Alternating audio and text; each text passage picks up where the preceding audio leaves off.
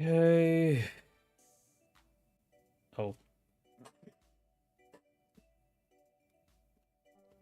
right. That's better.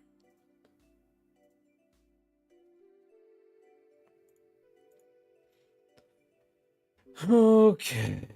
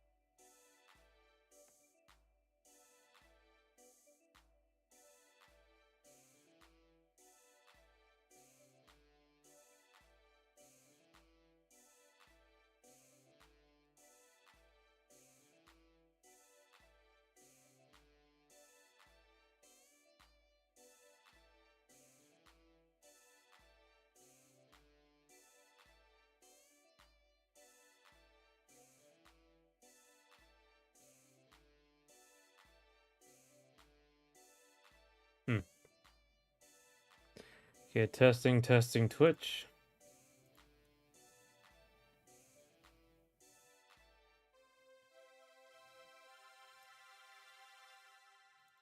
Testing YouTube.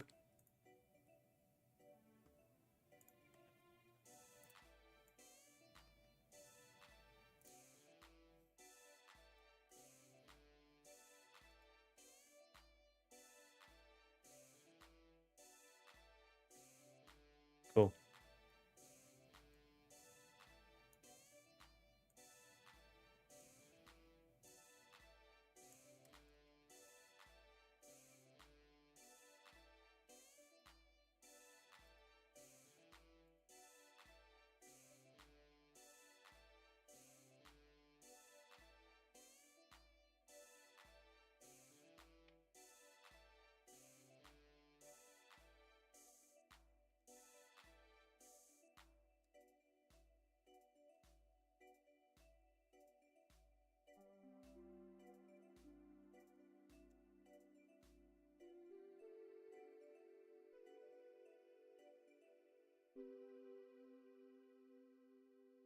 So I should probably clean. You know, I should probably just do this. Let's just clean this up as opposed to like redoing this whole thing.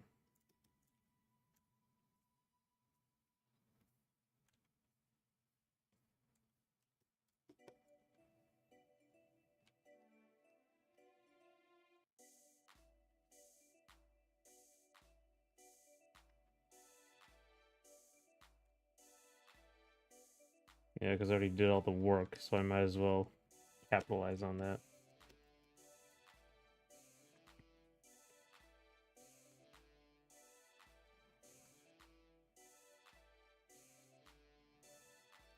Put more detail into the shading because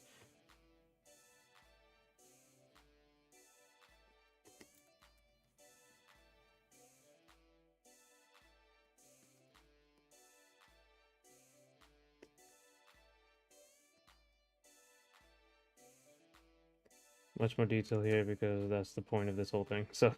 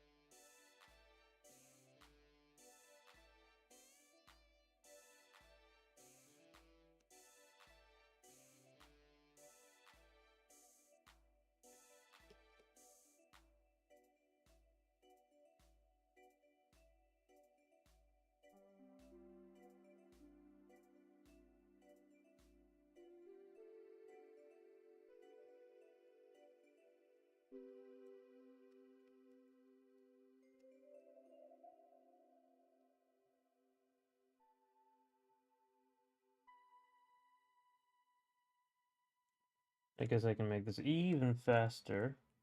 There is a problem.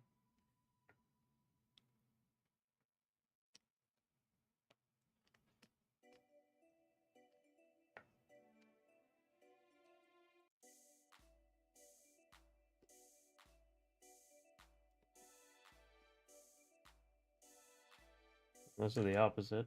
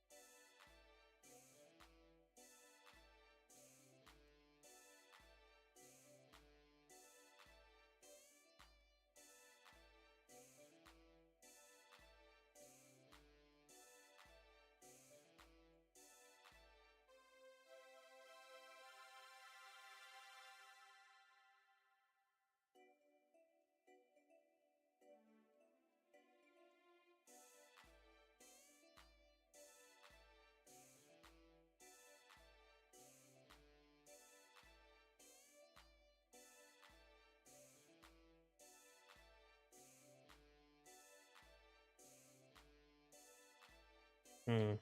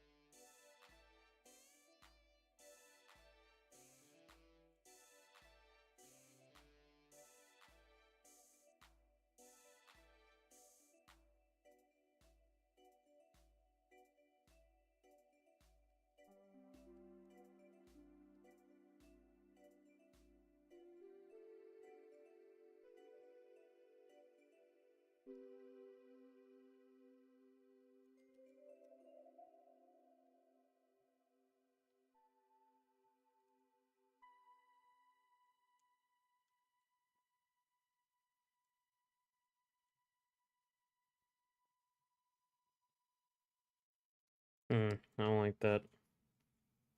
Should be just smoother.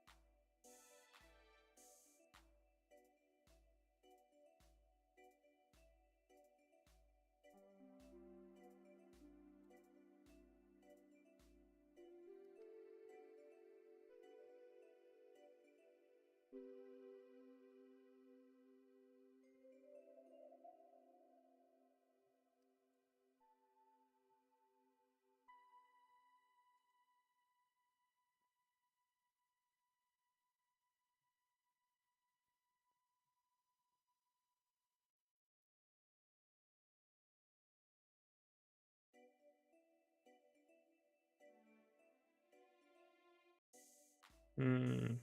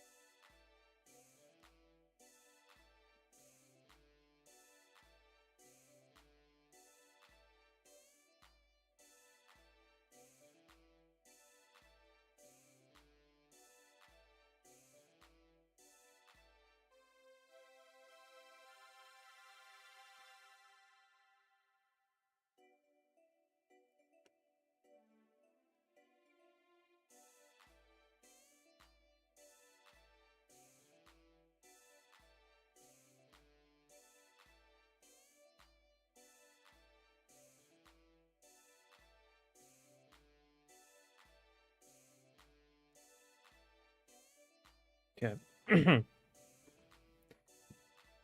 Okay, still doing the character illustration. I'm just like sitting here cleaning up the shading because since I already did the shading beforehand in a rough set. I'm just gonna clean it up here. Um, and that's all I've been doing uh so far.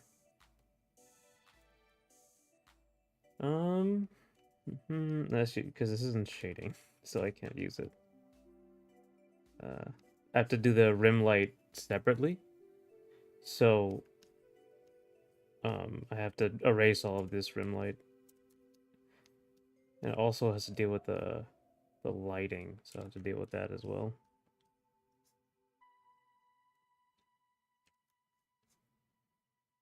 These are the reflections. So I think what I'm going to do, I'm going to take this, all of this, select all of this, and then remove it. Everything that isn't actually a shadow.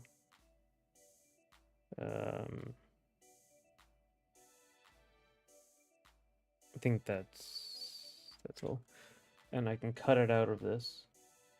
And now I have the highlight. So I'll do that. And now like I can just remove this. And have it later. Oh, forgot one. This up here. Put that in there and then put that down. And now we have all the light separated pretty simply. And it's because it's rough, it doesn't really matter if it's perfectly cut out or anything. Because I have to clean it up anyway, so. Let's continue. Yeah, I can see how, like, how much of a difference that makes.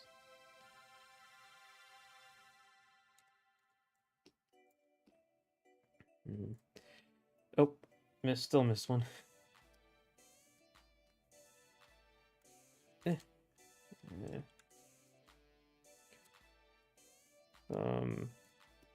This rim light I have to redo anyway, so I'll just remove it normally.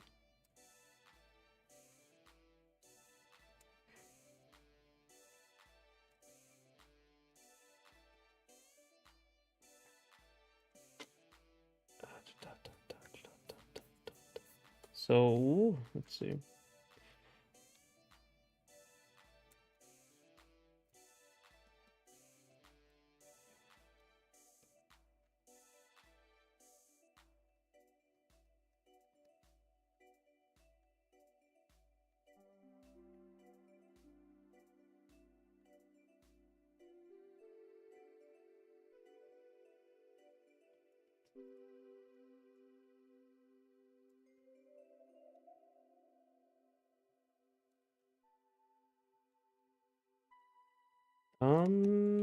I think, yeah, I don't like this. I think I'm gonna move it here. I just have to now have to detail this properly. There's like a big shift here because this is supposed to be moving really fast. So there's gonna be a lot of like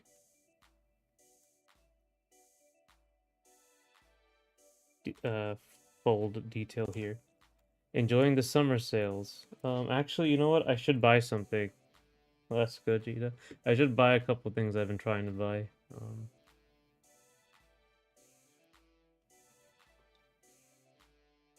Let me see. Actually, are they even?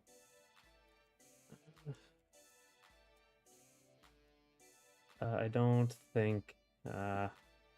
Page. Yeah, I don't think it was cut. Doom the Dark Ages is not. I don't think it got cut. Let me see the other one. No. No, yeah, I don't think it got cut. Unfortunate. Um, how about you? Have you gotten any new games?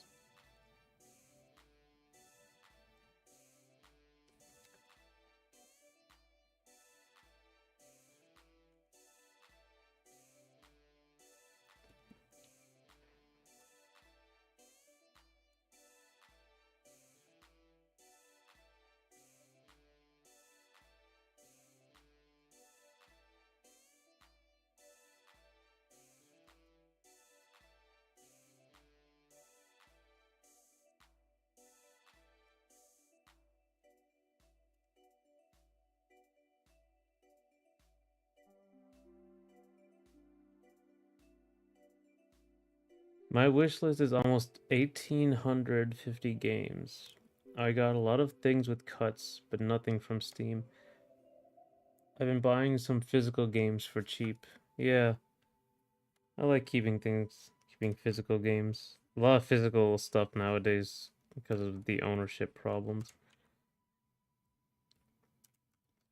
Um, like for movies, typically I have a bunch of DVDs. uh basically a collection now where I just have everything. Because nowadays, if you get the like a DVD box, they'll give you the code for the digital one, so you just kind of have both. So it's basically like a win-win the whole way around. I want to narrow things down to maybe a handful of games from Steam, then pick. Hmm.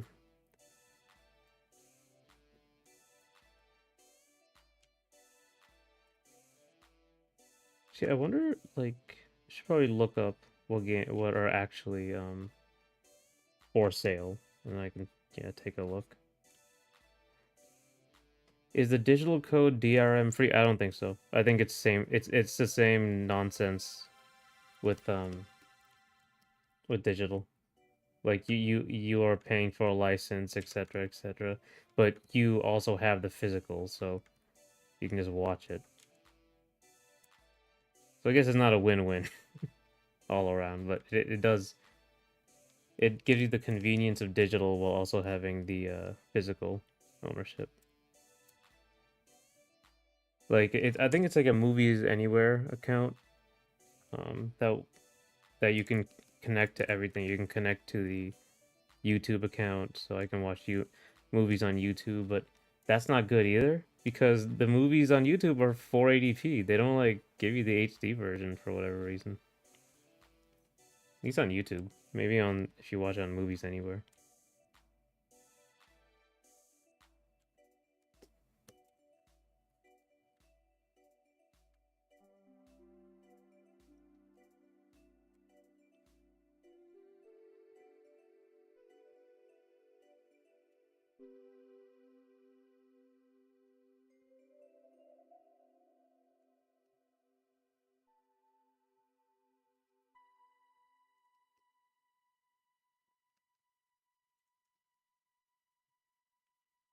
If you have charity shops or pre-owned DVD Blu-ray stores around, you can get really decent movies for cheap with the bonus features. Yeah, I always try to look for the bonus features. Charity shops and pre-owned DVD stores. Yeah, I should probably look up those. Buying or renting digital movies is surprisingly pricey. Yeah, yeah, it's I don't understand. Well, I mean, I guess it's just because of money. But yeah, it's pretty. It's renting was a little weird. I thought it's like $3 on YouTube or something. I'm like, why? How are you renting movies? I don't know. It's very annoying.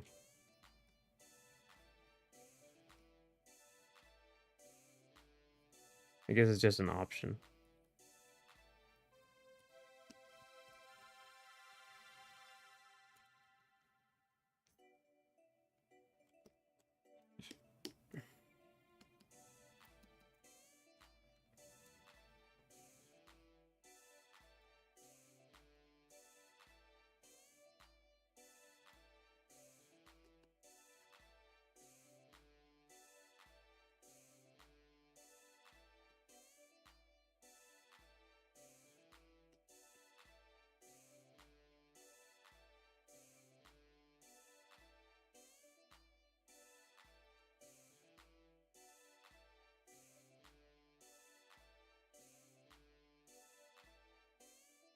Uh,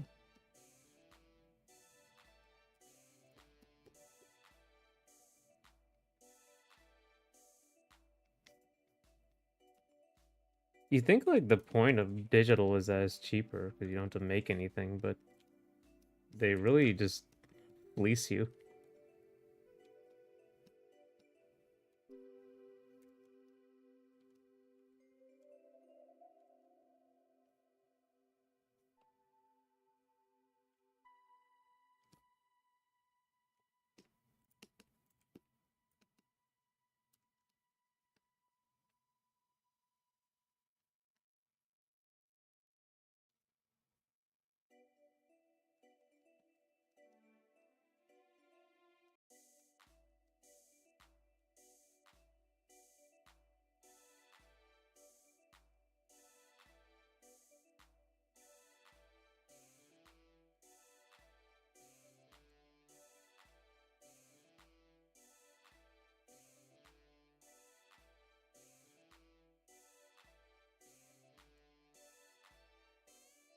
Um,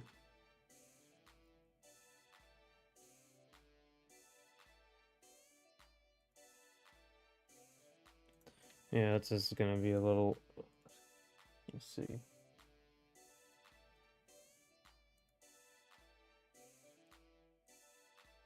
Yep, to the point that early access digitally costs another $10 to $20, and digital copies can be $80 with no frills now. Yeah. Oh my god, it's gotten so bad. I get so annoyed.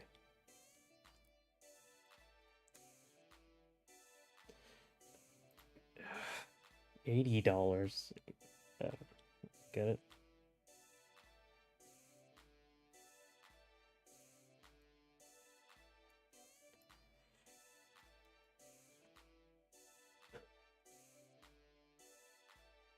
$80 games. Ah,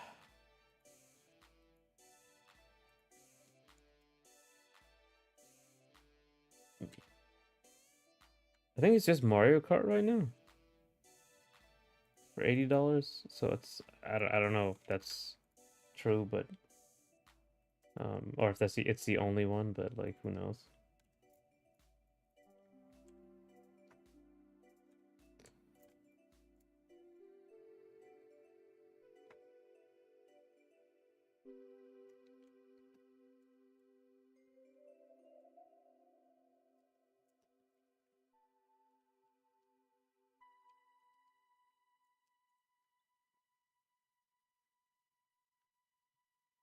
Um,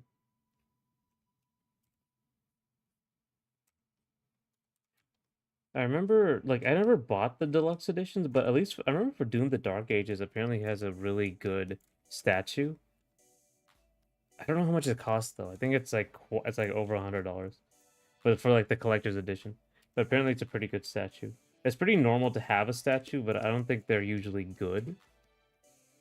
So I'm not gonna get it. I don't think I can, but Nintendo wise, only Mario Kart World. I believe the Outer Worlds or Wilds 2 will be $80.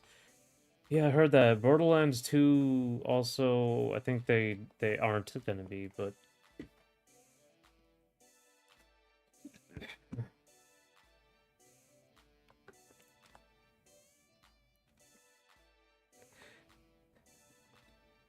or Borderlands 4. Sorry. I don't know what happened with Borderlands 4. I just remember the guy said something controversial. But yeah, it's coming. $80 games are coming. I don't like it.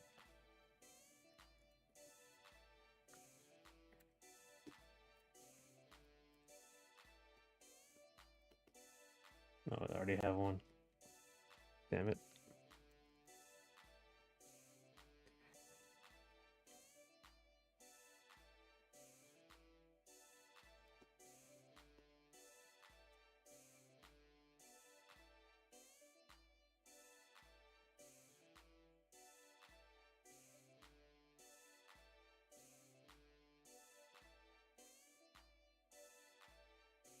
What am I doing here? I am going to.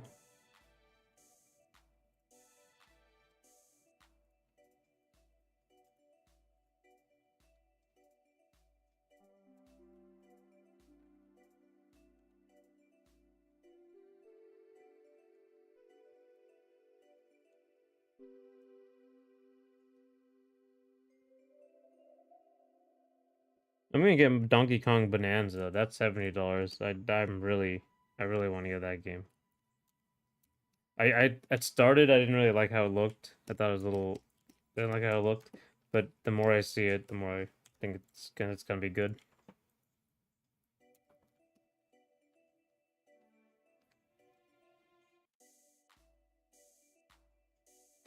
Have you considered any other platforms to buy or release? Have you considered any other platforms to buy or release games? In terms of release games, itch.io. I've been looking at it for that Red Riding Hood game that I really should get on. Um, uh, I haven't looked at GOG really, but I heard GOG is probably the most consumer friendly one. Epic Donkey Kong Bonanza looks really cool. I just don't know about the leveling stats or the upgrade system. Yeah, that was so like that direct just kept going on and on and on and on. There was so much stuff in that game. But yeah, the leveling up system is interesting. I kind of like that. I remember back in the day, companies would try, particularly with RPG elements, they would try to add those to FPSs and stuff, and people didn't like it. It's kind of shoehorned in there. Um, but yeah, I guess it just kind of depends on the implementation. So yeah, I hope it's a good implementation of it.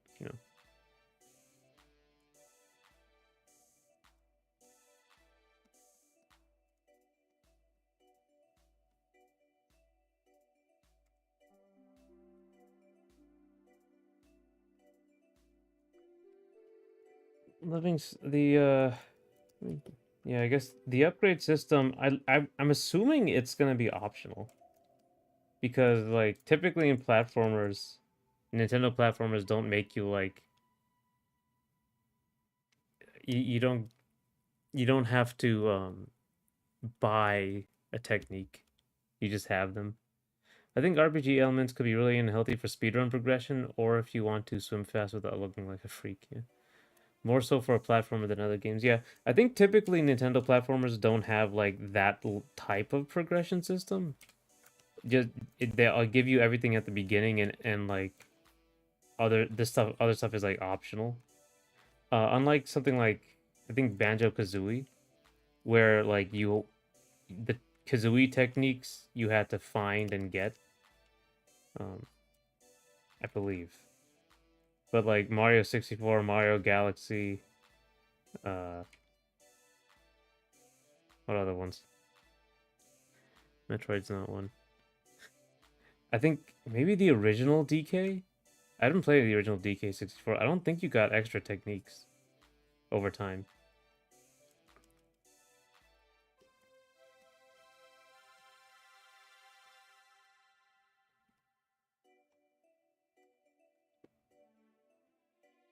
But yeah, usually like when they add this stuff, they won't balance it properly, so um, it ends up being like abused.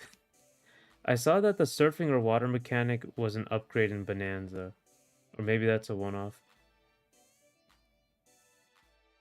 Yeah, I'm not sure. I'm not sure how they'll go about it. I should probably like look more closely at the trailer.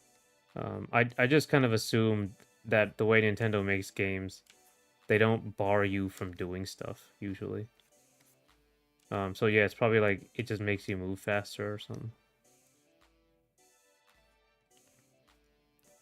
Though they do have that like they already have that. They have the skins that actually change your stats to make you move faster and such.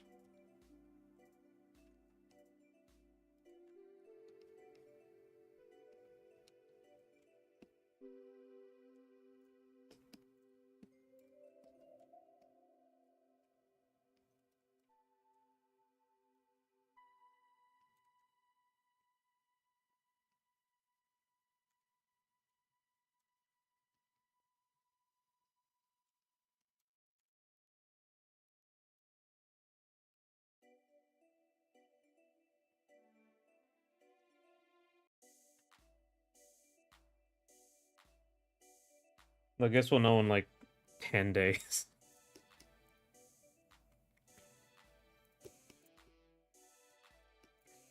I've actually for the Switch because it was portable, I really bought almost everything digitally. But um, more recently, I bought them physically. But for stuff like I know that I'm always gonna play, always want to play, I bought it digitally, like Smash. Even though it's like took up 90% of the memory, I use I had Smash digitally so I could always play it.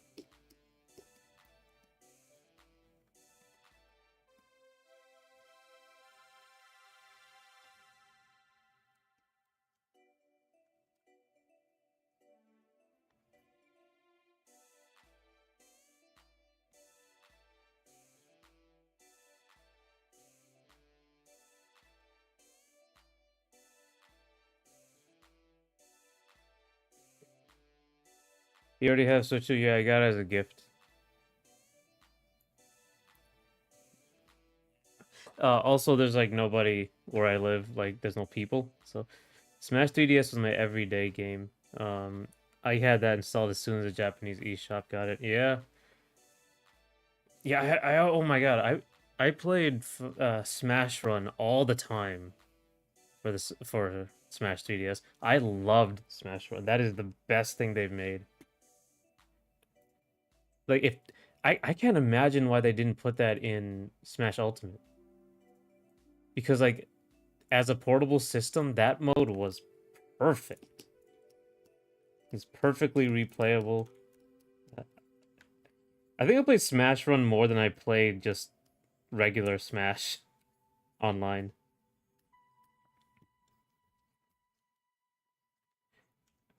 Like I love that.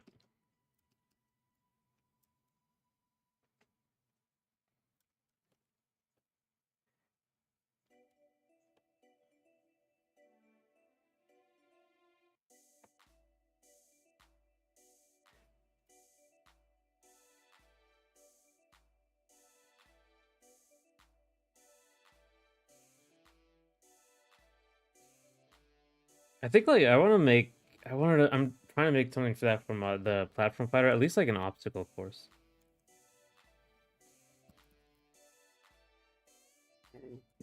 But I love that.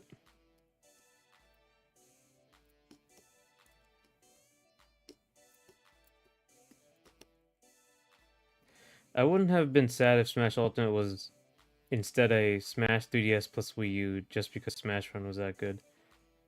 Yeah, I mean, it's sad to like to think about that they just also Smash Run Wii U had that. I didn't like the board mode. I barely played that. But the 3DS Smash Run was amazing.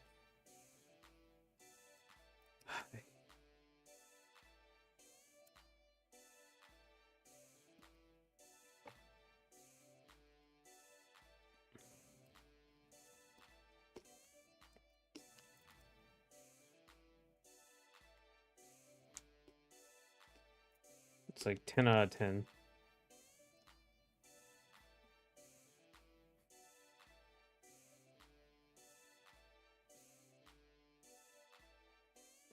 Um, though honestly, I didn't really like Smash 4 as a game. Like the rest of the competitive aspect and stuff, I didn't really like it. But but man,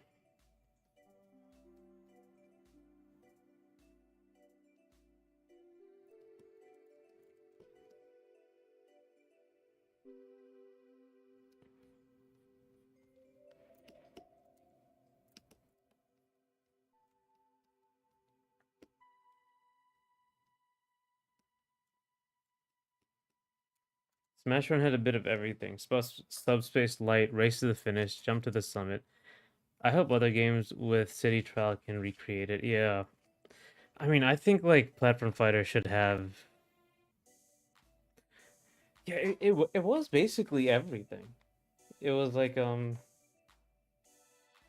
like an RPG. It has like good RPG elements because you were like upgrading yourself, but you could choose. Yeah, I wish they expanded on that. They could make. They're just really good at that. They're good at making like games within a game. You know, like Subspace Emissary was its own game. Adventure Mode was its own game. World of Light was its own game. Smash Run was its own game. All that home run contest. They're really good at that.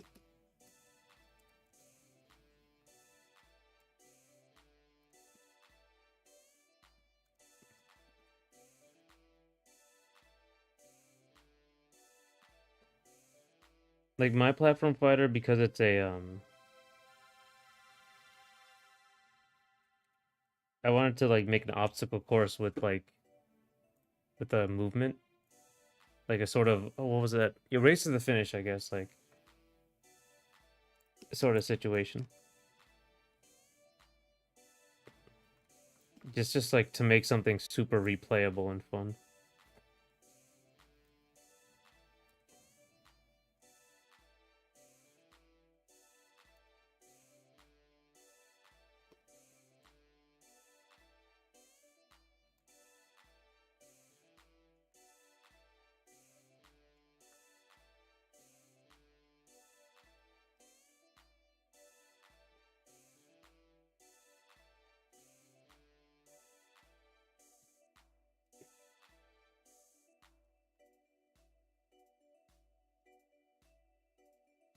Have you ever heard of Star Garden? It's an indie game by a YouTuber called Chow Mix. He's mixing City Trial with Chow Garden. Peak GameCube.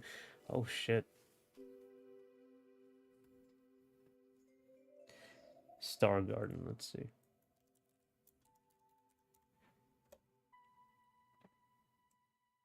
Oh. Star Garden teaser trailer. Okay, yeah. The music immediately.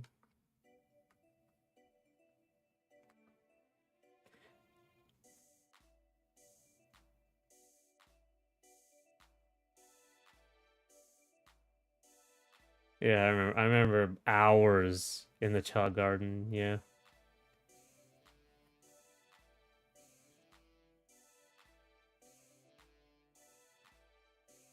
Oh wow, Kirby's Air Ride and everything.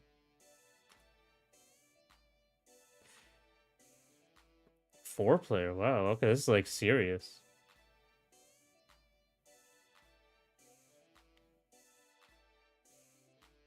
You kick them. Yeah, I remember that too. That's good. That's really good. This like era. He's really captured this era. A Chow Garden Kirby's Air Ride. Okay, yeah.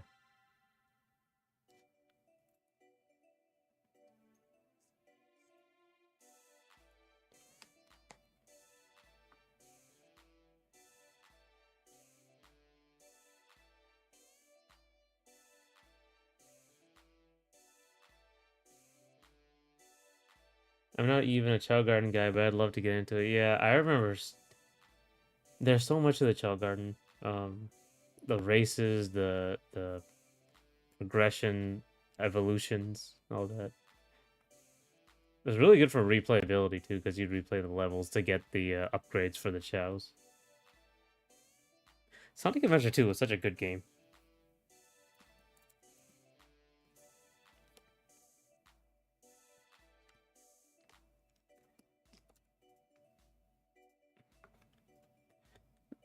It's like there's a Kickstarter on this.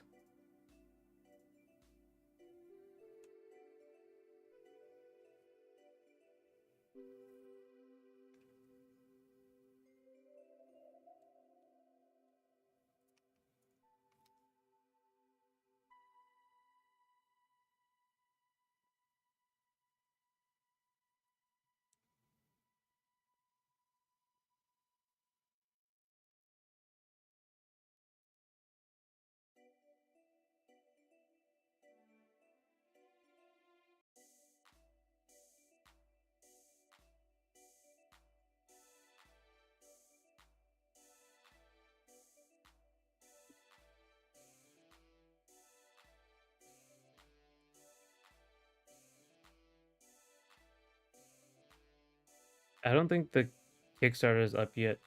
He's been promoting it here and there with wish lists for at least a year. Okay. I just saw this Kickstarter teaser trailer in Game Garage. Oh, in early August. Okay. It's launching in early August. Okay, I see. The Kickstarter is in early August. Okay.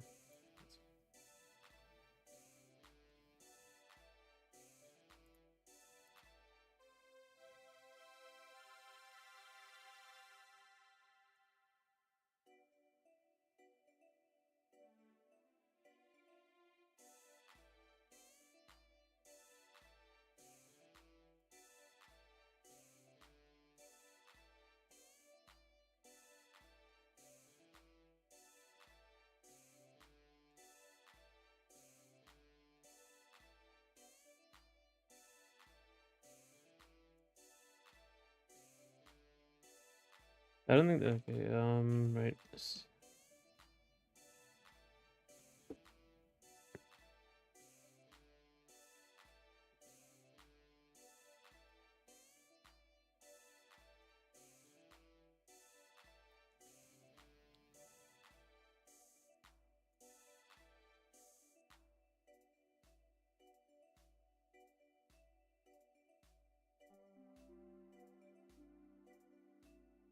That's interesting.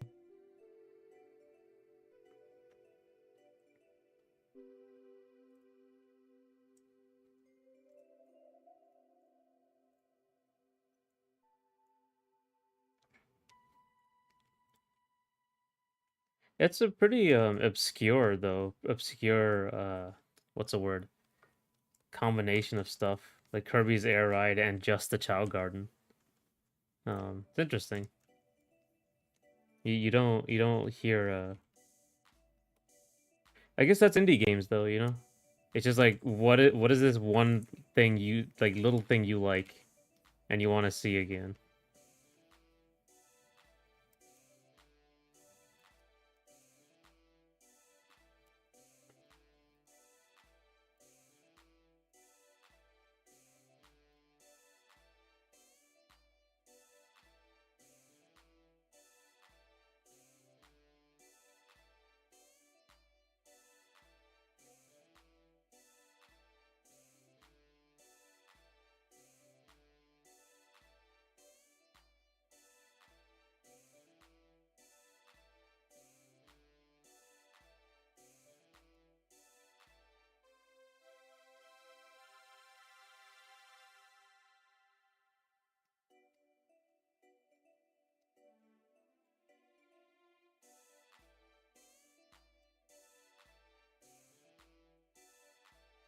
Okay.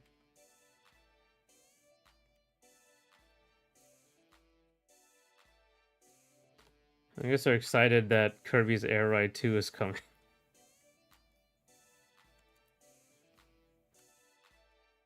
Uh Kirby's Air Riders is coming.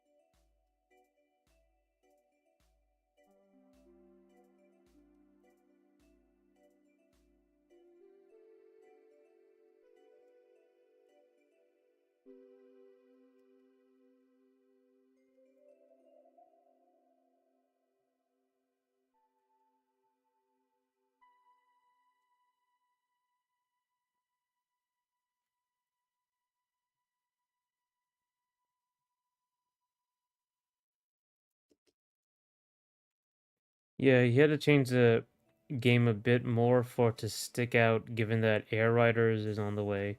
But maybe Char Garden will show up too. I mean, yeah, it is very different. It's like more of a battle, open world battle sort of game with then the Chow elements.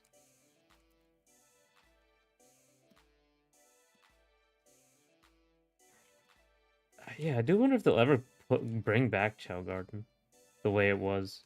Um,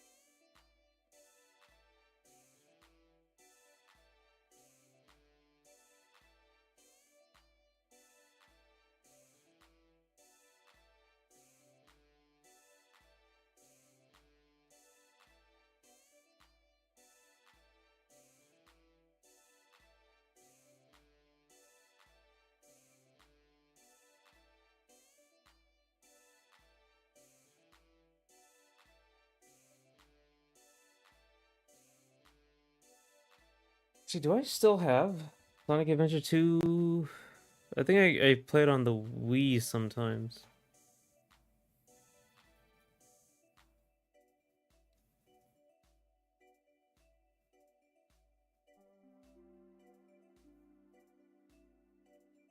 Maybe I'm overlooking something, but I'm really surprised that Sega and Capcom respectively haven't done a mobile Chow Garden Gotcha and MMBN Gotcha or other studios. Yeah, yeah, honestly. There might be a mobile game about actually if there was a mobile game about it, I would probably have heard of it. Um I don't know.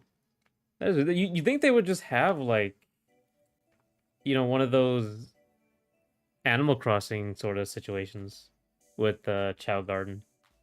Because there was in when you played Chow Garden, there was Game Boy, a Game Boy like Advance connection that you could download. I have Sonic Adventure 2 Battle, but mainly played multiplayer. Oh, I really should play the SA games properly. Sonic Adventure 2 Battle is great. Like the single player legitimately is one of the better Sonic stories. Like it's good. It's really good.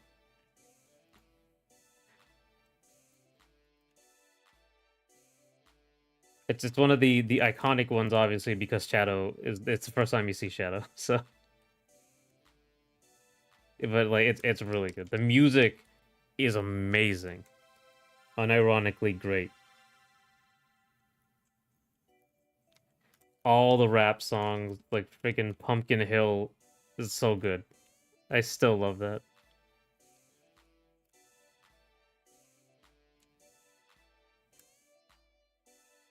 Like to this day, like the creativity of those of the levels and it hasn't been matched by Sonic games. I think like maybe you can get Sonic Generations. It's just that Sonic Generations is so short, whereas Sonic Adventure 2 Battle is like 20, 30 missions.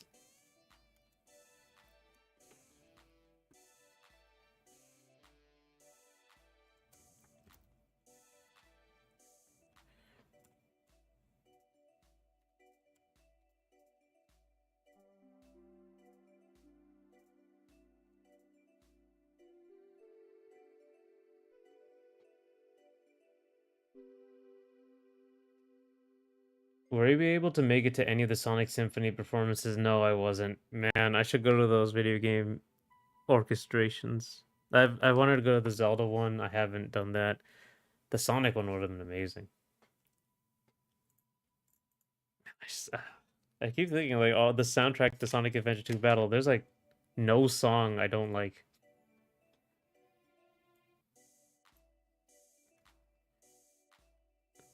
I should really actually.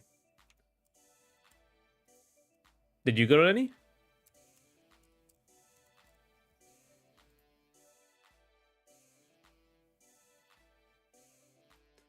Usually, a lot of these symphony performances don't come around here. If they come around here, they come around Atlanta. Yeah, okay, so Atlanta.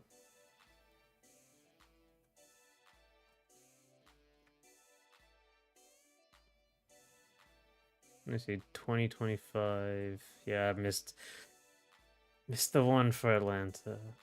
Uh,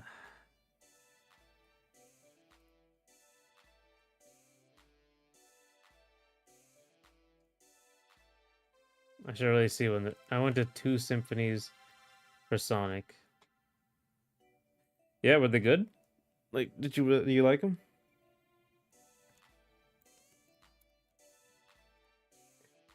I live in London, so I even had the chance to see the first one of the tour. Damn, nice.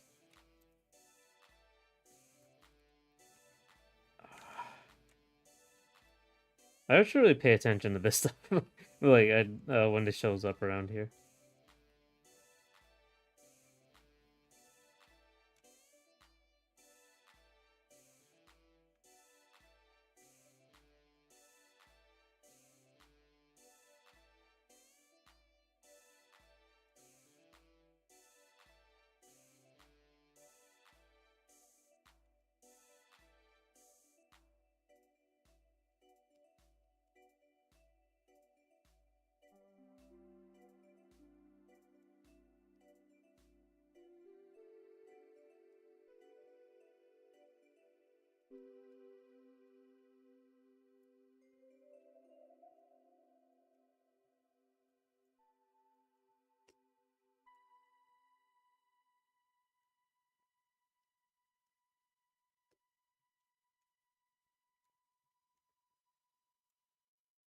It was amazing. I can't sing the praises enough for the experience. I imagine, yeah. That's gotta be Man, again, I should really pay attention and go to these things. I remember watching The Lion King, the Broadway version, and like when you hear the music live, it's so different.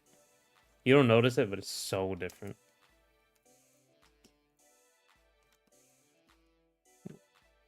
As opposed to like online through speakers and stuff.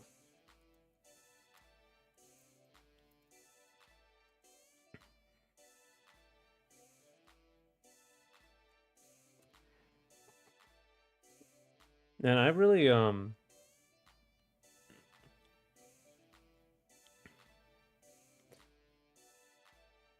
what else have I seen? You know, I want to see Sweeney Todd live. I gotta figure out when that is. Oh, actually, they sing "Live and Learn," right? Like, do they get the guy to come in and sing that?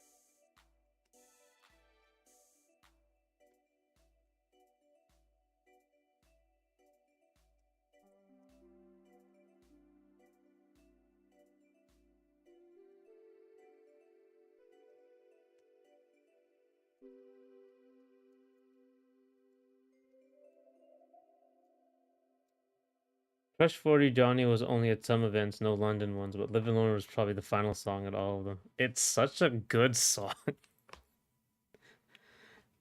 Ah, God, at that first of all, that ending was amazing. The final battle was great.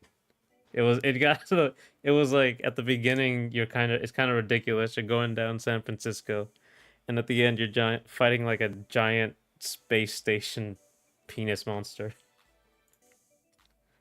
It's so good.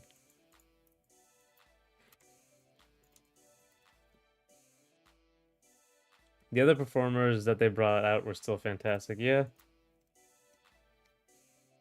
the music is just always good in Sonic games. It was so surprising.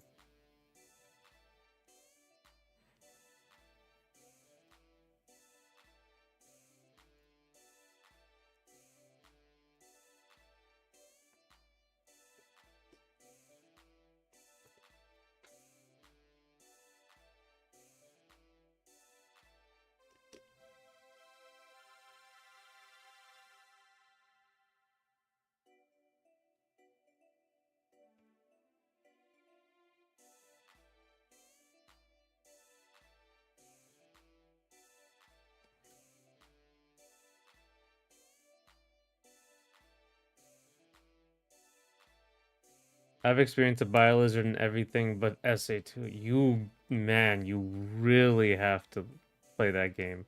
Play that game first before Sonic Adventure 1. Sonic Adventure 1 is pretty good too, but like Sonic Adventure 2 is like I think like the only criticism is really the treasure hunt stages. But even then I like them.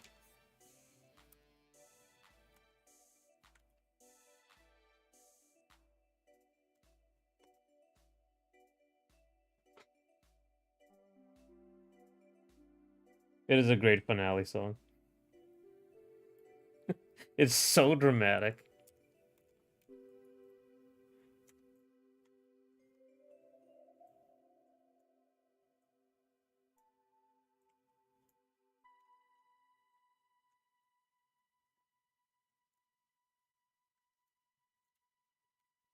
I can't skip SA1. Oh no, no, the fishing sections.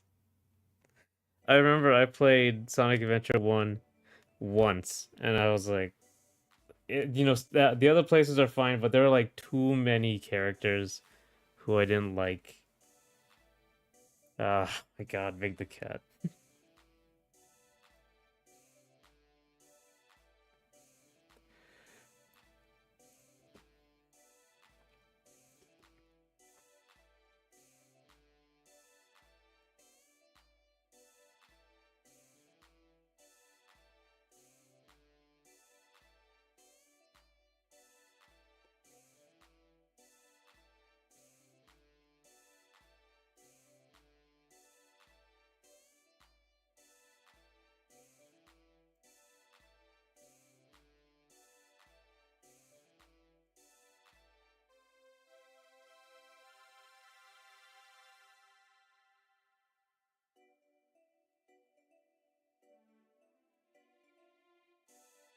Oh, next time the tour goes on or whatever form it comes in, I'll be watching that.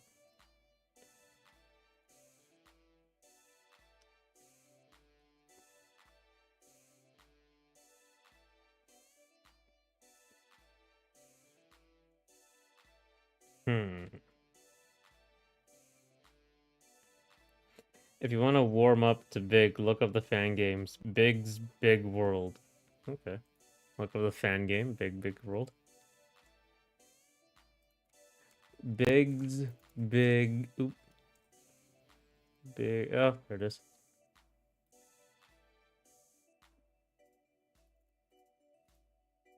Oh wow. They give him a super big mode. Didn't did John DiMaggio voice this character once? Let me see.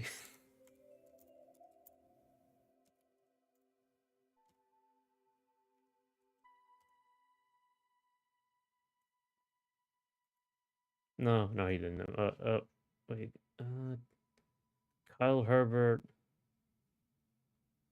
Ian Hanlon. Oh, that's the show. What is the original? Sonic Adventure. John St. John. That was ah Duke Nukem, right? Yeah, I think Duke. Yeah, yeah. John St. John, Duke Nukem. I was surprised we had so few performances for the tour this year, but I'm sure they'll fire it up again. You may be messing up Paul St. John. Yeah, yeah. It's. Yeah, I was surprised it was like Duke Nukem himself.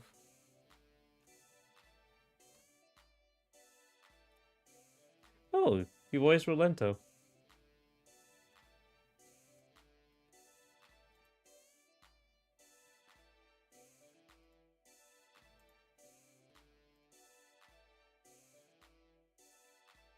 It's the newest ones. E123 Omega. A lot of characters in Dota too. Okay, there's Duke Nukem. Yeah, the Duke himself voices Big the Cat. Oh, okay. It's a Breath of the Wild opening. All right, it's Big's Big World.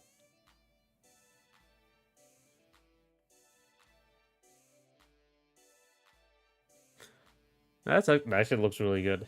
Honestly, for a Sonic game, even that would look pretty cool. Yeah, I haven't played Frontiers yet. I should probably get on that because I'm not really into open world Sonic games. I remember Sonic Adventure 1, the hub world is open. Um, and I'm not really super interested in that, but maybe.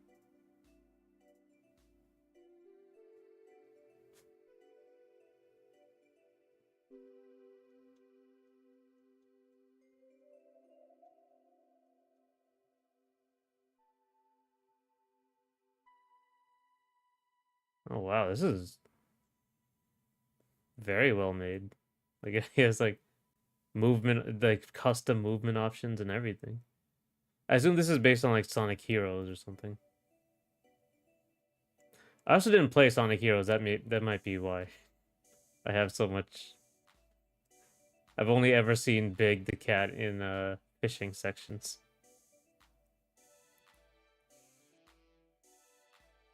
I need to play Frontiers as well, but know that I'll be missing the mods. Sonic mod scene. So yeah, the Sonic fan scene is unbelievable. The speed as well, like the speed and polish they get to, it's unbelievable. And consistency too. There's so many like fully fledged fan games, um, with like with custom assets and everything.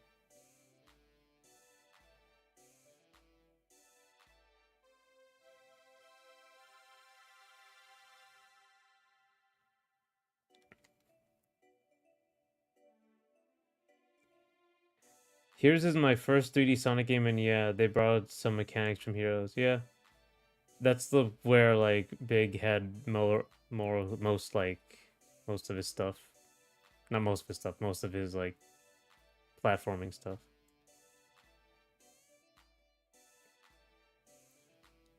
Such a goofy character.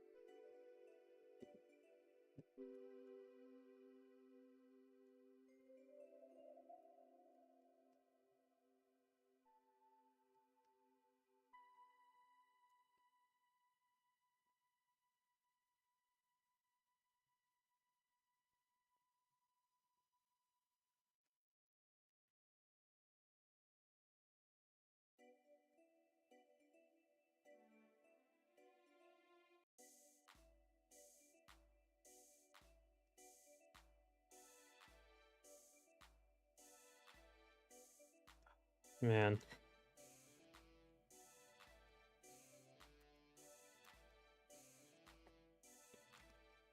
You know, I think we should or they should. Oh yeah, what's the next Sonic game gonna be? Because I think I was like in Frontiers they had a different voice or song guy, so I guess like uh they don't I don't know if they have Jun Senoue anymore either. I wonder what they're gonna do with it.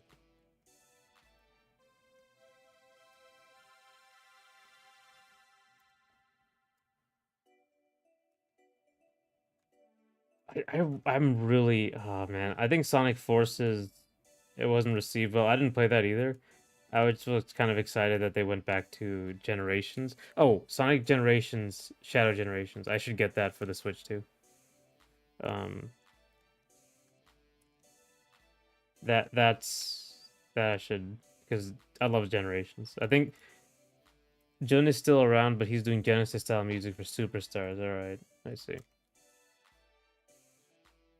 That's good. I think like Sonic Generations for whatever reason, like obviously it's not underrated, like you know it's incredibly well praised, but I still think like people don't. I I feel like they treated it like people treated Kirby and the Forgotten Lands. It's like, oh, you know, this is a really good game, got really well praised, but but for me like Kirby and the Forgotten Land, Sonic Generations, they're like Metroid Prime, Mario 64, and like Zelda in in terms of like translating a classic iconic 2D series into 3D and just translating it perfectly, expanding it, and like creating a new thing. It was I think it was like monumental. And just people just don't talk about it. Especially Kirby and the Forgotten Land. I felt like that came and went, even though it really should have been seen as like amazing at every level. Or maybe I'm just not on the internet long enough, but like I felt like it wasn't talked about enough. I'd be sure about I'd be sure about getting Shadow Generations for Switch 2, but it's on one of those key cards. Oh really? That sucks. I don't really like the I think the key cards came with some controversy.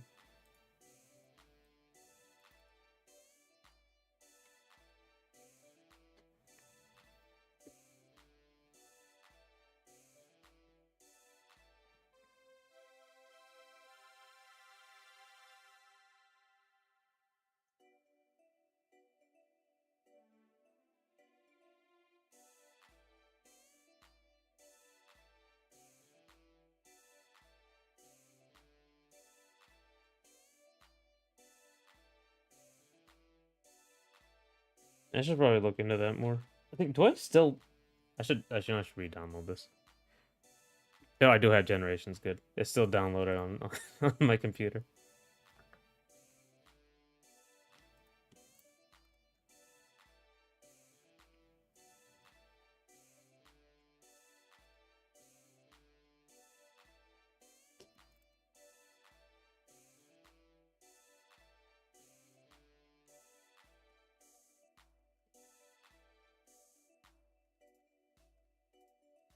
I think you're right about Forgotten Land. There isn't anywhere on the net I've seen that includes it in conversations as a really solid game and amazing transition to 3D. Yeah. I mean, like, I've been asking for like Kirby's Crystal Shards 2, even though Kirby it wasn't really a 3D game, but close enough. But like that was such a leap and everything. Like it was one of those games that fires on all cylinders. Like, Ocarina of Time, Mario 64, Metroid Prime, and Sonic Generations. Just fire on all cylinders. But like people just, it's a Kirby game. I had fun with it and I'm gonna move on. Like, that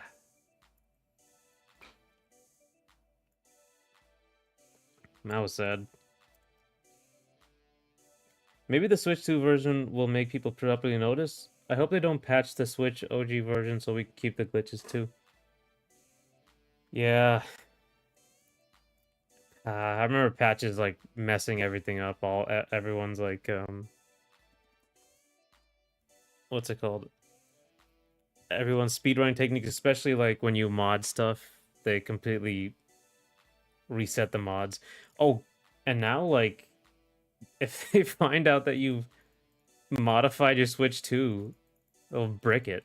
That's bad. That's just like unambiguously bad if they actually go through with that.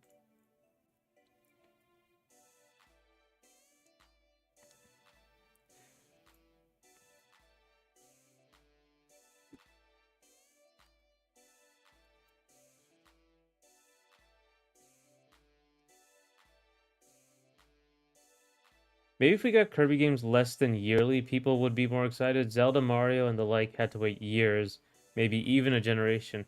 Yeah, Kirby does like come out a lot.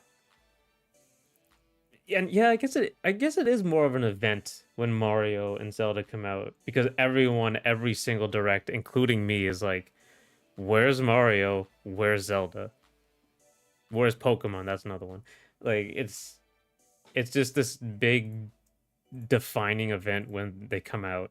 Like console defining event and generation defining event when it comes out. Kirby games are treated like cotton candy despite being competent and even really great. Yeah, Kirby games are good. Like they're always one of those like consistently really good games that Nintendo puts out.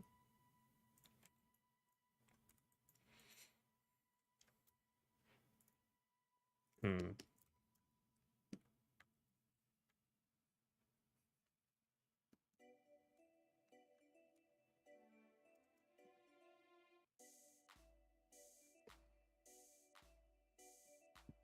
Also, in general, I guess they're just not as popular.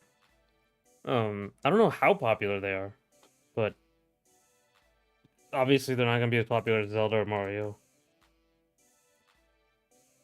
Actually, I don't know how does this stack up against Metroid. Nintendo best selling franchises. There we go. Uh-huh. Best selling Nintendo Switch video games. No, give me franchises. Best selling franchises developed by Nintendo. Come on. Oh, Mario numbers one is number one. Then Pokemon. I don't think that's true. Kirby sells about the same, but is more sustainable if I remember. Yeah, I guess Metroid is Kirby's. I guess a little easier to make. Oh, this must be just the no. This is the card games too. Okay, well, Mario, Pokemon. I think it's Pokemon Mario. Wii series, so Wii Sports, etc. Then Zelda, then Animal Crossing. All right. Then Smash Bros. Then Donkey Kong because it's old, and then Kirby. Okay. then Brain Age, then Yoshi. Yo, is Metroid just not on here? Look at Nintendo sites. They list games by the million. Capcom tried to get accurate numbers, right? Yeah, I don't know what website that was. Putting Pokemon over under Mario. Uh,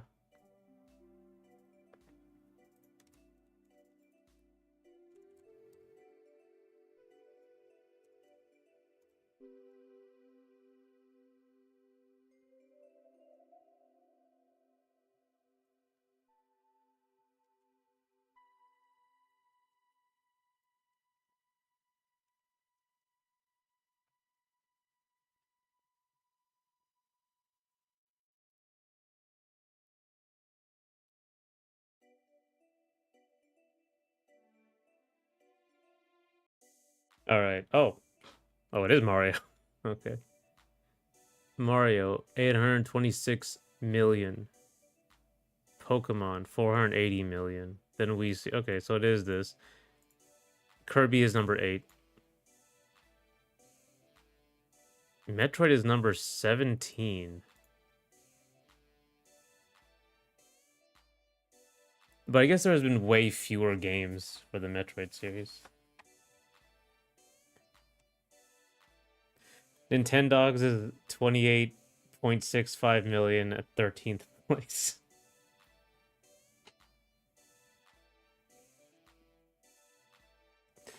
Oh my god, F-Zero 28th.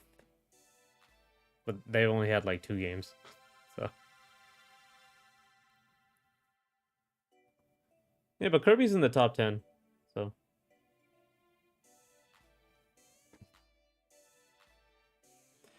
yeah, I guess this is really like Mario includes the Mario games, Mario Party, Mario Kart, Mario Sports, the RPGs. It includes everything Mario.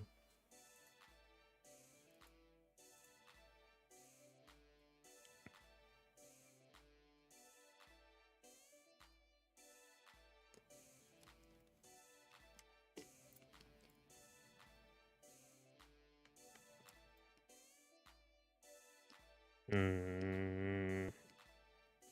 think I've cleaned up everything so far. You have to leave. Okay. Now I'm gonna add the rim lights,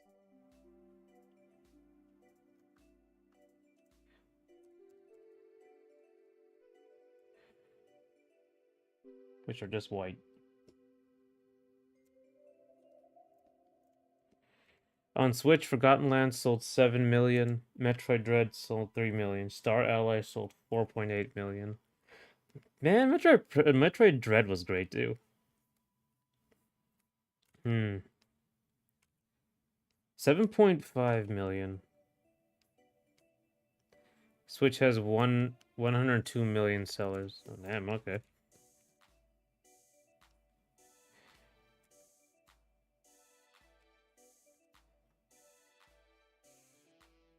102 million. Crazy.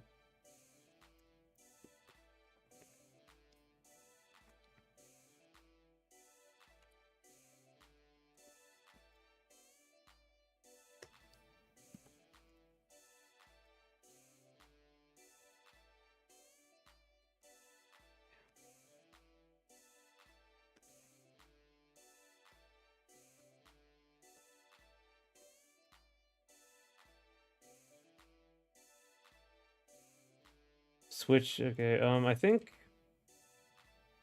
man, I remember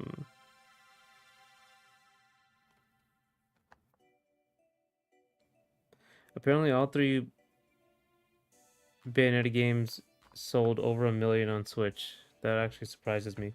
I really like Bayonetta too. Bayonetta as well. It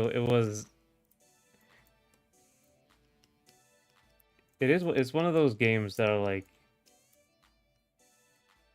it's just very unique, you know. I appreciate that. It's just a very unique, weird little game.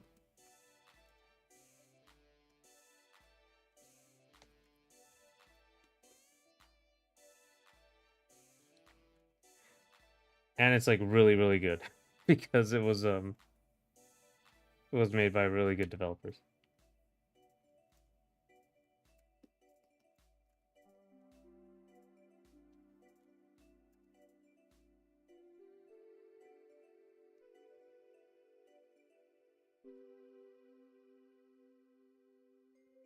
It's kind of like the when in Devil May Cry 3 where like you get the weird stuff like Dante fighting with a motorcycle and then they take that into I think in 5, no, not in 4. 4 or 5 I think 4 or 5 he actually uses a motorcycle to fight. Like yeah, it's an actual weapon you can play with. Like those kind of quirky decisions. It's like that's great. It has such style. Bayonetta was like that.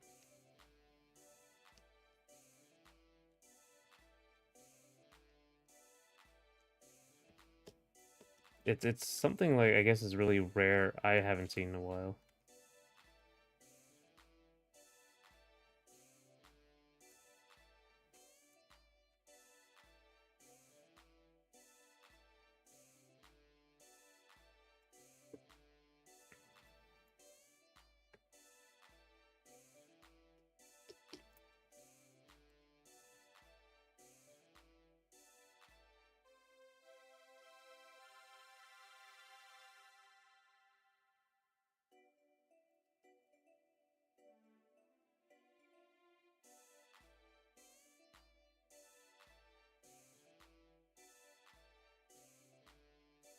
The highest selling Switch games I own are Smash, Mario Odyssey, Tears of the Kingdom, Ring Fit Adventure, Monster Hunter Rise.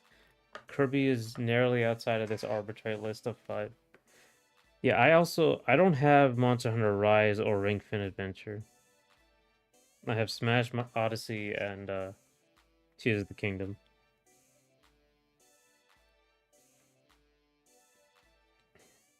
I made Rise. I wasn't a big Monster Hunter fan in the first place, but eh. Smash is crazy though. Smash, I don't know what. Like normally Smash is really popular, but then like Ultimate just boomed.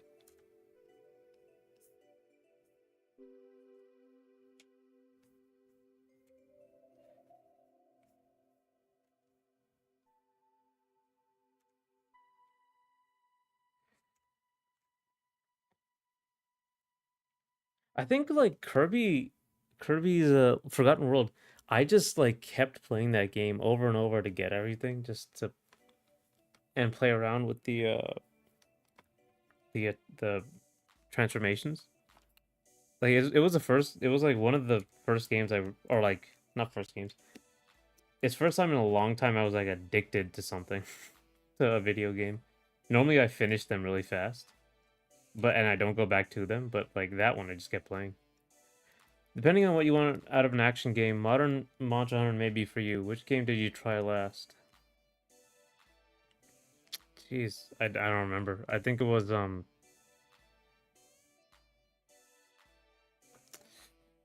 was that one that was like a big comeback?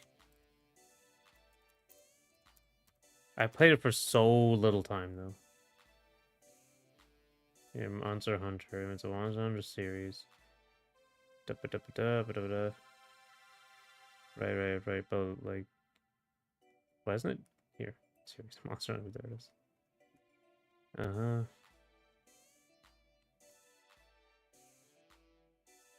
I think it was 3 World on PS4. No, it was just like back in like like the 2010s. Like when I was in college, I played a little bit, and I got tired of it, so I stopped playing. Might have been 3 Ultimate. Was that on the PS4? Oh no, this is for the Wii. Yeah, it might have been this one.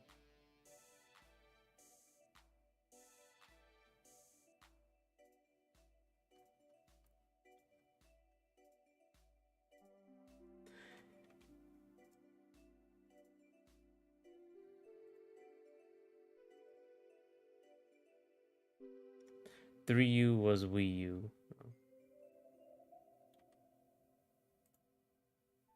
Okay, yeah, just, I think three. One of the Monster Hunter Tri, one of them, one of the ones they released there. Um,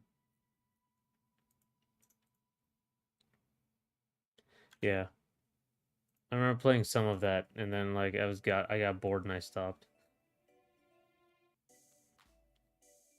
But maybe I have heard like they tried to streamline it more recently, because I think the big thing about Monster Hunter is that back when I was playing it, it was like it starts out extremely slow, but as you get more stuff, it gets better.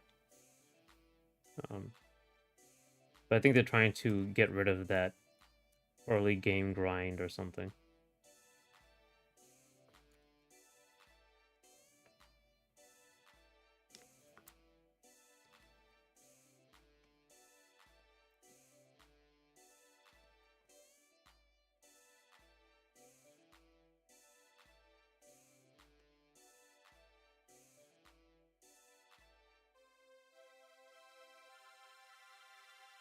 Try was ages ago. The demo was not kind to me, so I properly started with 4 Ultimate. Okay, I see.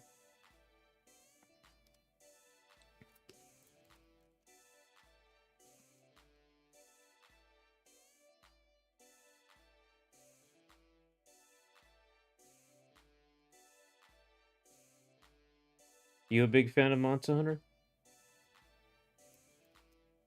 nowadays?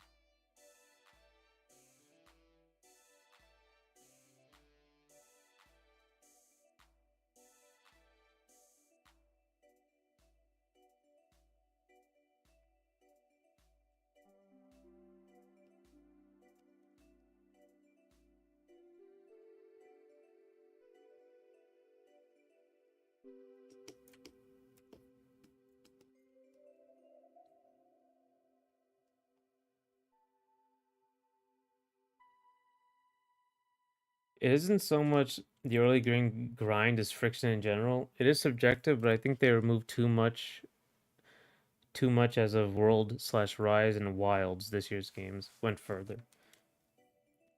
Yeah, I mean, I guess that's they're trying to get more people in, probably make it more quote unquote accessible.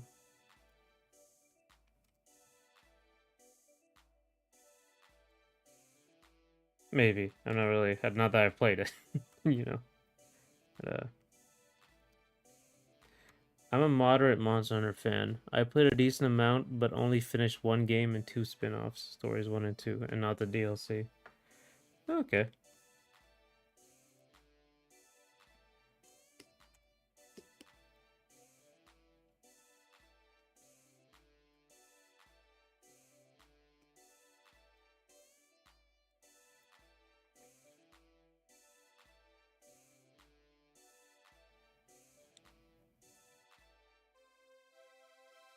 You know, I remember like playing those. Excuse me. I also solo hunt. Oh yeah, okay, that's gonna be a big one. I've heard like it's like the main thing is playing with a group of people, like your friends. So apparently that's the most amazing thing on the planet.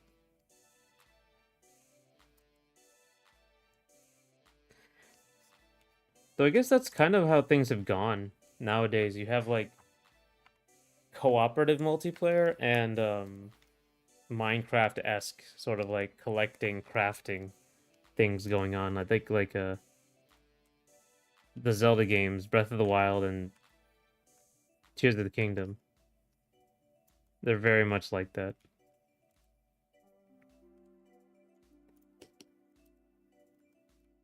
They're the collecting, crafting games.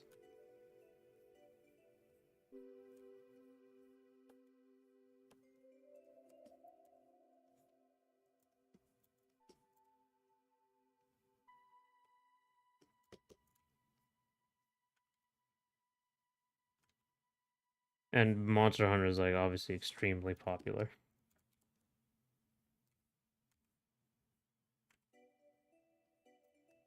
I think it. Let me see.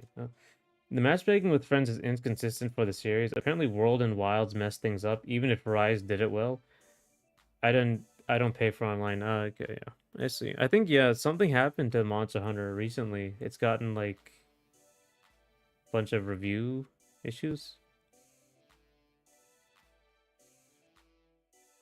or people have reviewed it, badly.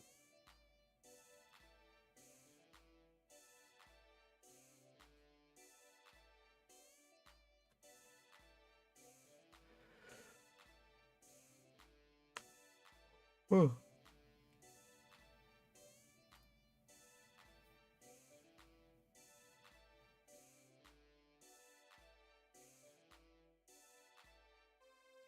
Most Monster Hunter, most Monster Hunter games allow you to co-op with a bot, though only one game I think allows for bots that are humanoid. Okay.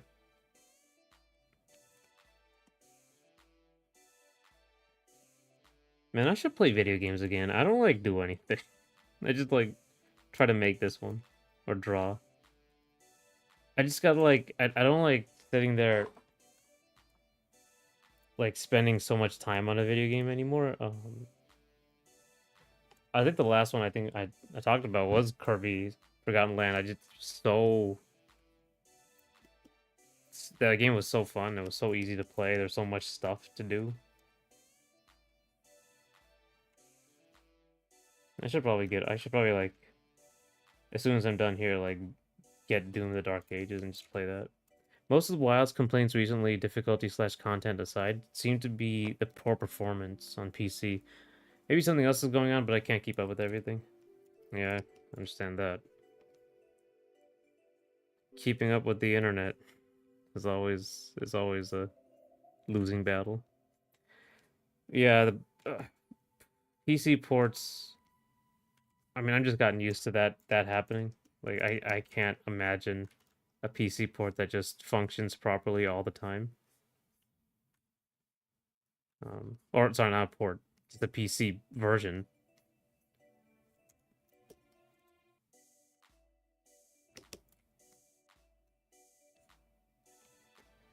Yeah.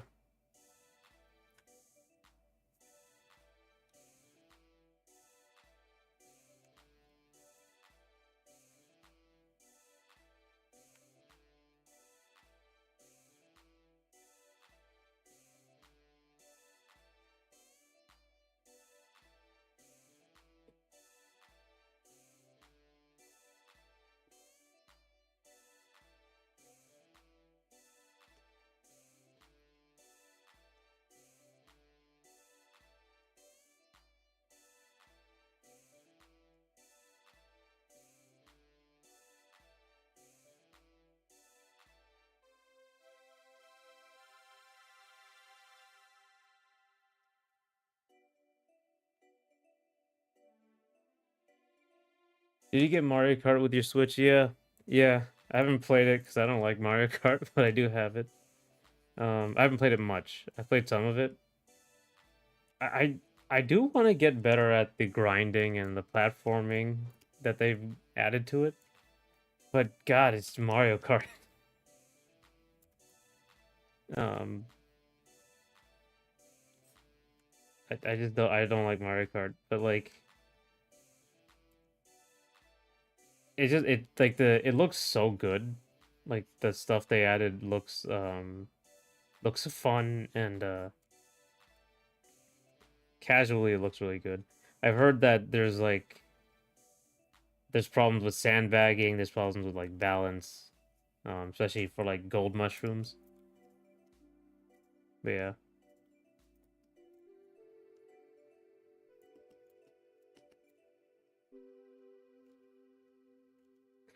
the gift giver could have saved 50 bucks, but it is a solid game slash series, just not my pick. Yeah, I mean like well, I mean I'm not gonna be I appreciate it. He was very nice to give me it to buy it for me, so I'm playing it. But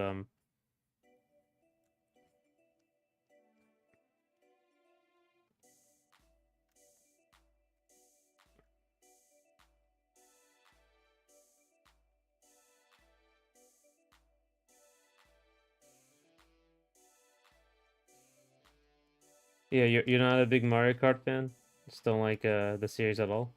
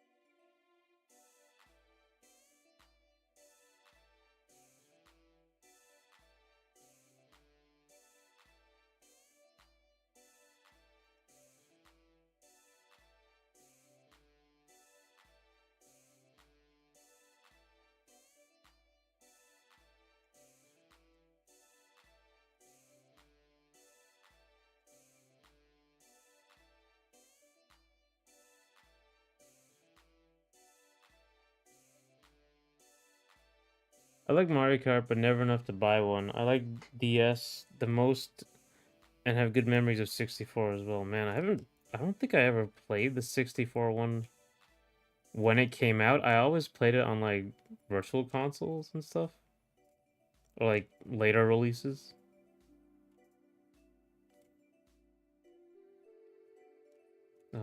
But we never had it for the N64.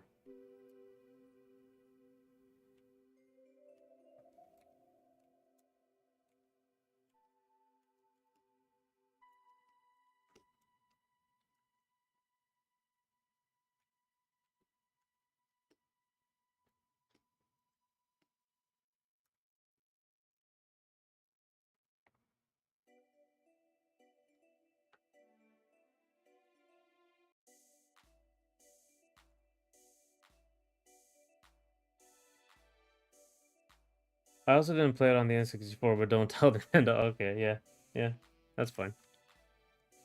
I understand. You don't want the ninjas to come after you.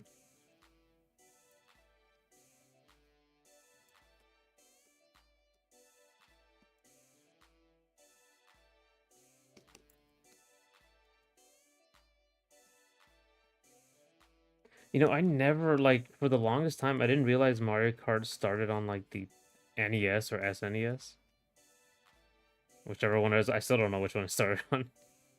But like and then F-Zero I was looking at it, I was like, wow, that's how it looked in the beginning. Um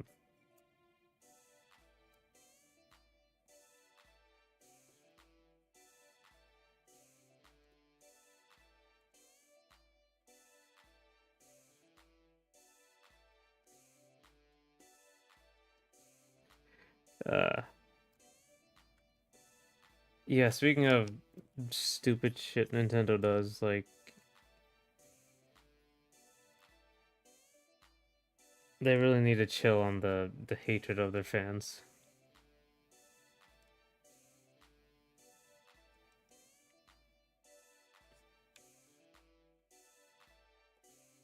Yeah, a lot of these series are older than we know. Advance Wars is NES? My god, I didn't even know that. I'm learning that today.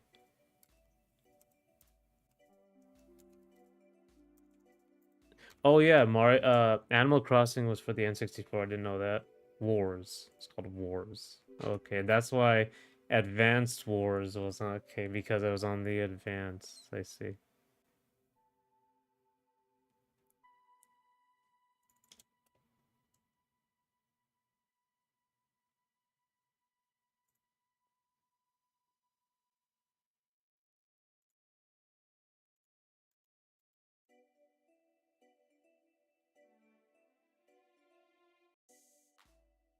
Famicom Wars, then Advance Wars of the GameCube. Okay, I see. Or the Game Boy Advance. Oh wow. Like Fire Emblem. We got the series from GBA onwards. Yeah, this is like Fire Emblem, and there they are. There's everything. Hitler. Huh. It's a Hitler.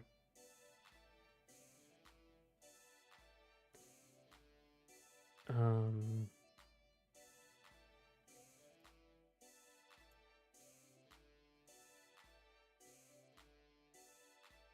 Oh wow, it really is how it looks.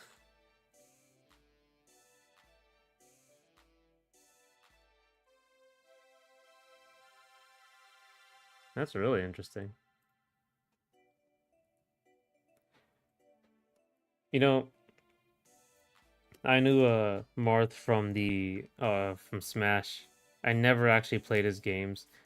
He's like he doesn't come off as like a nice person in Smash necessarily. He doesn't come off as like a heroic. I guess he's heroic. He looks heroic, but he doesn't come off as like a nice guy. But in his series, apparently he's like a pretty he's like a hero, normal hero character. And I just never played his games.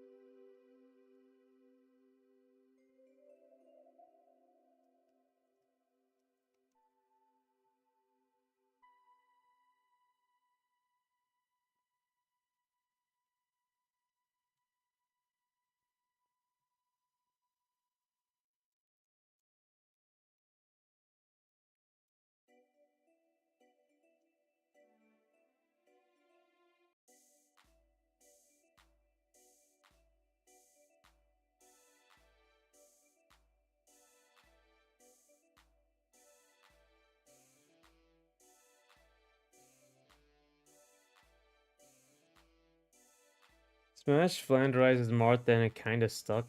I think the dub in Ultimate softens Marth up, but makes Lucina mean. Yeah, a little bit Lucina. I did play Lucina's game. So she is like I do understand like how they change her a bit.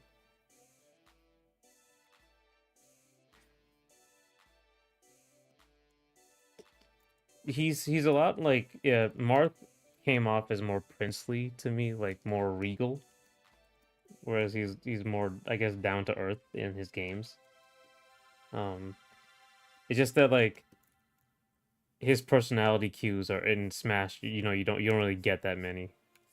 Like if you were to look at Mario in Smash, he'd be way meaner than he actually is in games.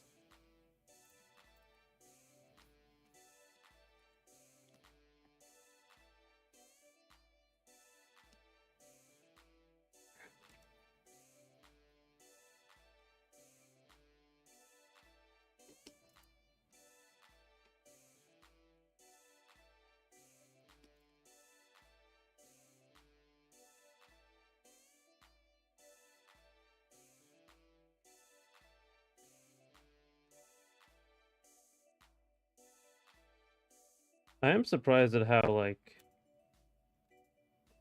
despite the fact that I know how I've seen videos of like the character now, how big of an impact my original experience with these characters are. Um, Especially since I was a kid. I guess that's pretty normal, but it's weird to think about how like I cannot get it out of my head that this is how these characters are like. Though even now, like Ike, I can only see him as this goofy sort of guy in Smash Brawl because of all the I fight for my friends memes. Even though he's probably like a regular character in his game.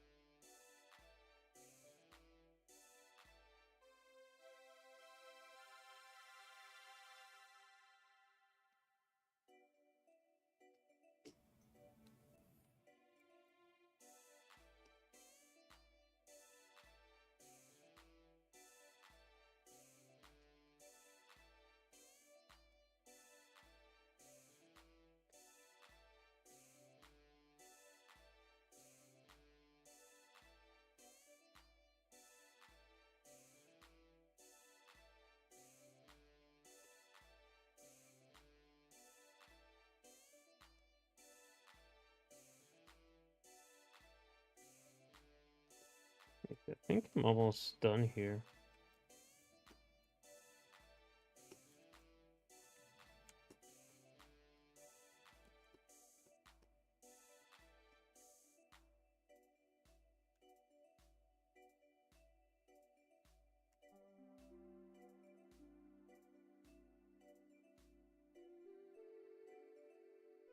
Just have to clean up the highlights now.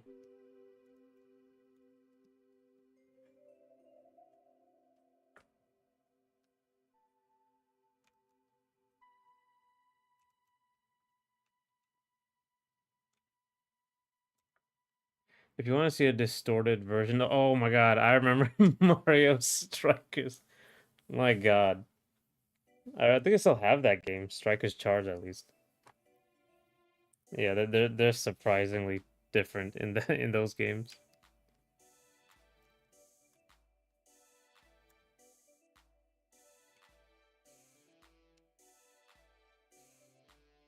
That was such a funny era for the Mario games, the Mario sports games.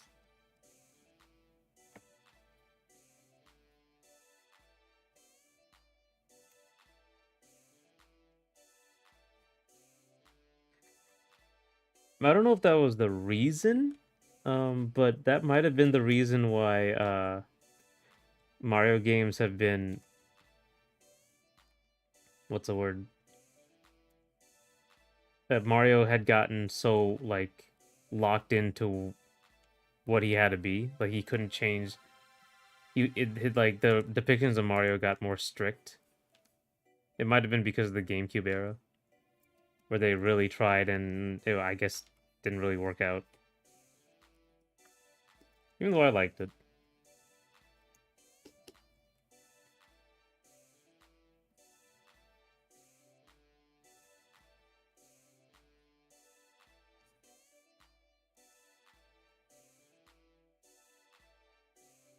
What's your favorite Mario sports title? Mario Basketball 3 on 3 is probably mine.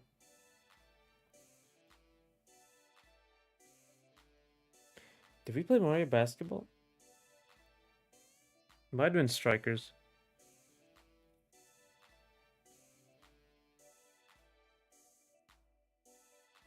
Or the baseball game. I think it was a baseball game. Let me see if it was. It's just that I played a few of them. Problem. Superstar Baseball, was that it? For the GameCube? For the GameCube? Yeah. Superstar Baseball. I remember playing this. I think Nintendo pick and choose. Some Mario series were much more safe than others, like Paper Mario 3DS onwards, and New Super Mario Bros. Yeah, yeah, they do pick and choose quite a bit. I think recently they've added Wonder, or they made Wonder, and that started to make a couple changes, like even to Mario Kart. The depiction of Mario has changed. Okay, the movie's probably the biggest thing.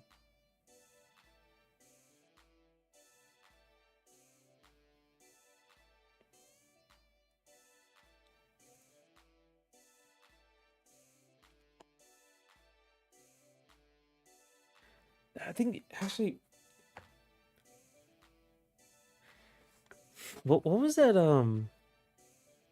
There was a GameCube basketball game that was really good that we played. My God, what was it? It was like a very exaggerated one. What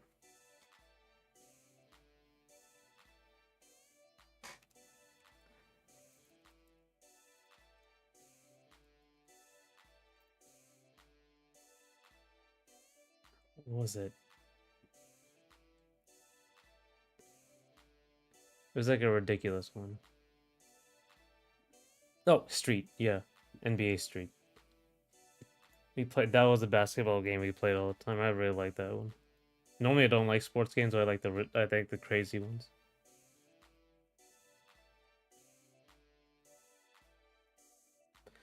I'm interested to see the long-term impact the movies will have on the game. Sonic basically copied the movie streaks in Colors Ultimate, then his power-up state in Frontiers.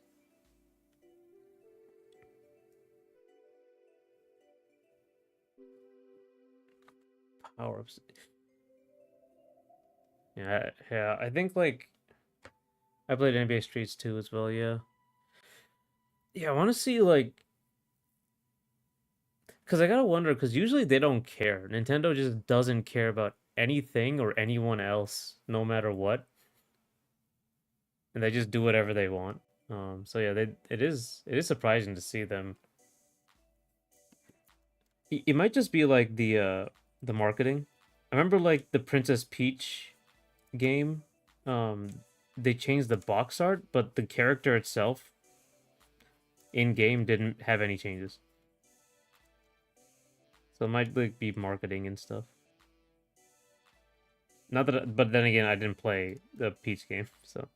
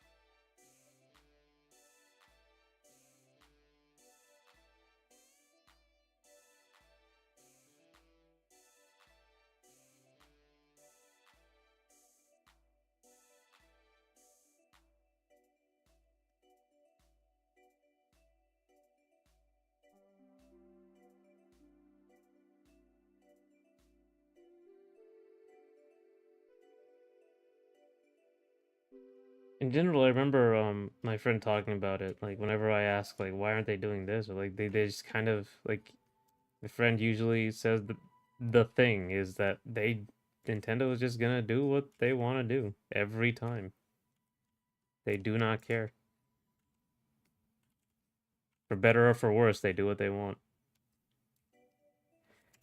I want the universes to be separate, but it would be strange to not do something with the movies. Sega have limited it to bonus levels and stuff, which is a good compromise. Yeah, I would like that. Wouldn't that? It would be interesting to have a Mario game where like you do there's like there's a section where you're like in the real world. That'd be cool, especially the real world that they made for the Mario movie.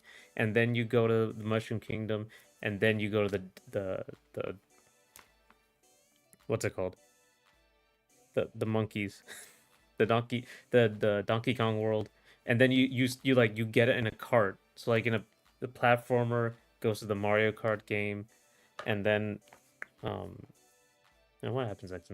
Then you're underwater, I guess, and then you have to do a bunch of fighting. That sort of like they should put all the Mario games they've done together. It's surprising that they separate them so much. Like have like a mini game, but I guess that might be what they want to do. Like they might not want to just they might want to have Mario as a platformer, then Mario Kart is the kart game, and etc. etc.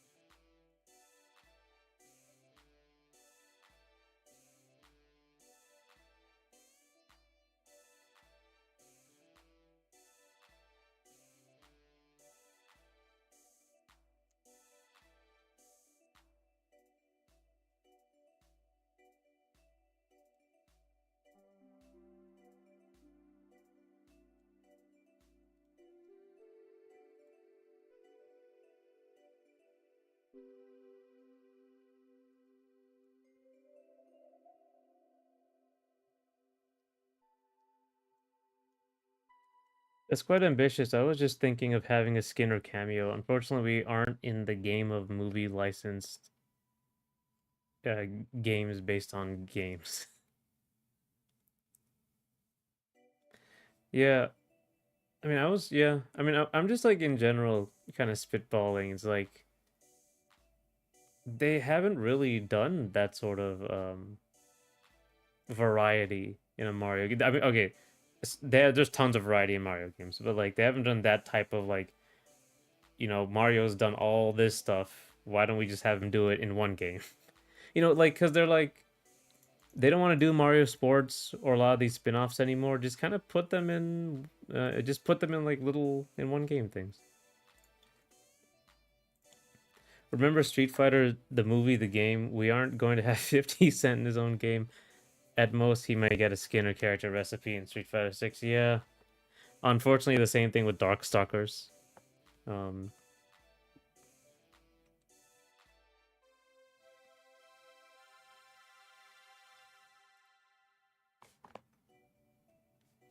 yeah, I remember people talking about that. 50 Cent is Balrog in the next Street Fighter movie. Oh my god, you're right. I forgot. I forgot that was real. I thought that was a rumor.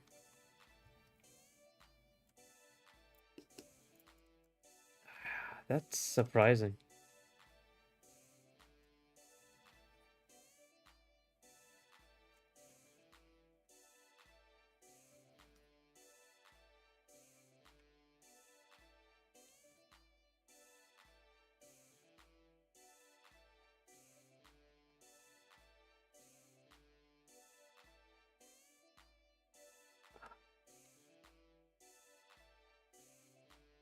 I gotta see. Like, they gotta show me something about that movie. Like, because I'm interested in the new era of video game movies that, like, take it seriously. Um, but I really have to see it. Because, like, I know Nintendo is gonna be, like, breathing down the neck of whoever's making the video, the movie. But I don't know about these other companies.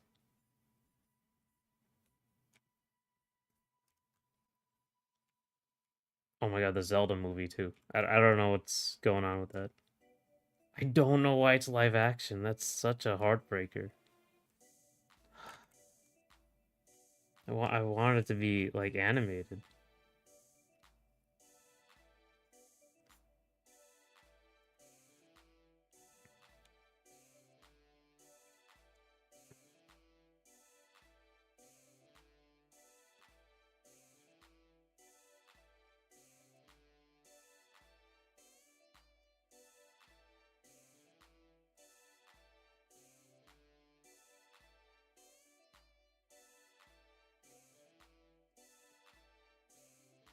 I don't think Capcom cared at all. They allowed the Monster Hunter movie to be bad as well as being by the same director as the RE movies. I do remember the Monster Hunter movie. Wow, they did make one. And yeah, it was like kind of ridiculous.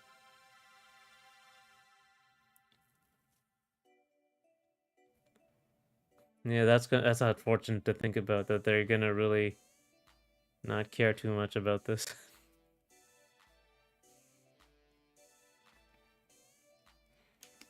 Ah,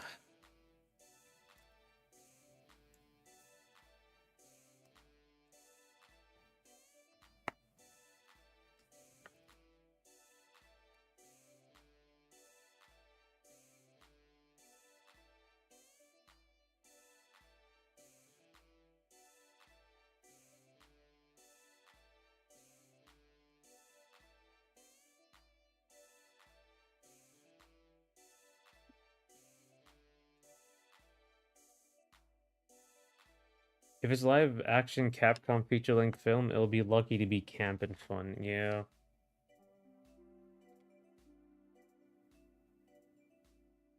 I mean, like, so I guess Street Fighter has been pretty camp in the past, but like, I want to see like, yeah, I mean, yeah. If Kenny Omega is in Street Fighter movie, I'll be there. And oh, Kenny Omega, yeah. Imagine, like, I guess what does he usually play? Alex? I guess he has a look for it. Let me see. Something. Though the original Street Fighter movie with Raul Julia, I think that was his name. Like that was a perfect Bison. Absolutely a perfect Bison. Looked exactly like him.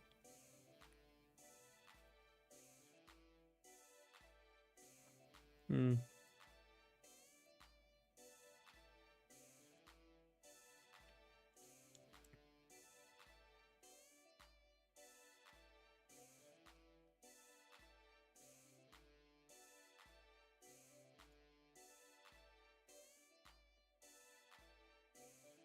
I do want to see. I just want to see a trailer like that. That would probably convince me if it was a good trailer to at least check it out.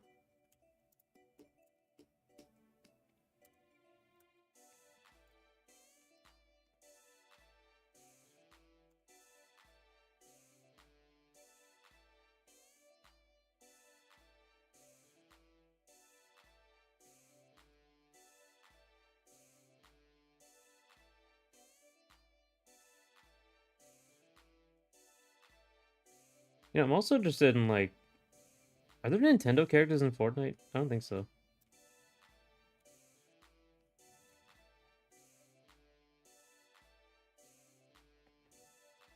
Or Sega characters? Because getting to the idea that like Sega and Nintendo might have like very powerful uh brand control that they want to maintain nowadays. So they might not want like garbage out there, but Capcom generally doesn't have that. Ryu with a gun is fine, you know.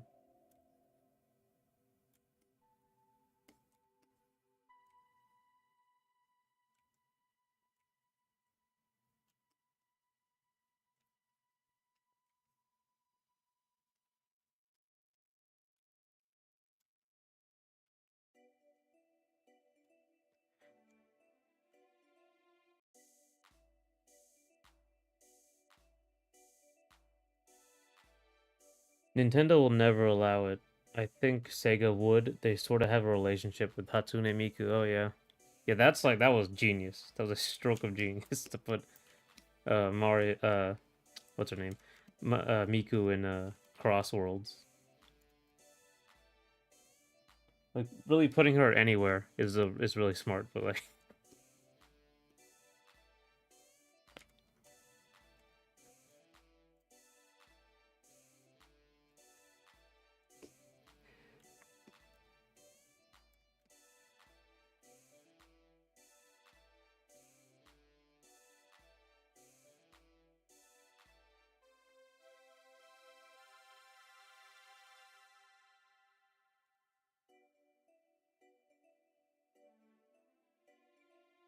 watch Akira from VF be in Fortnite or Kiryu Ichiban. Yeah, I think like the Like a Dragon people, right?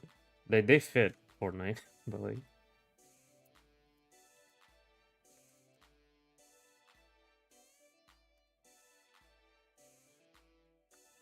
yeah, I just think like in general, like recently, Sega has gotten more strict with their brand control, like especially with like something like Sonic. They've been putting him in like better stuff and being a little, I think so. Like Sonic Boom was a good show. Sonic Frontiers is a very well received game. They've a while ago they cut off, they stopped making like a bunch of Sonic games that were just, you know, garbage. Um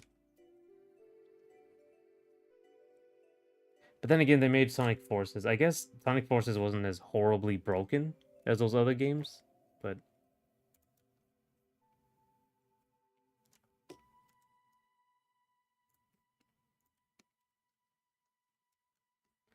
Kiryu isn't supposed to kill, use a gun, or hit women, but it was a matter of time. He was in Project X Zone.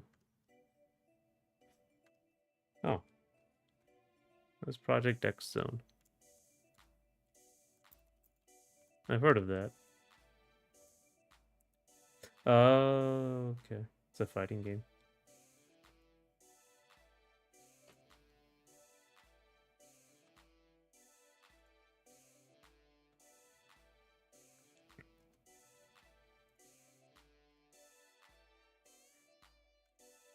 I think I prefer the Dark Ages for Sonic when they made multiple games in a few years.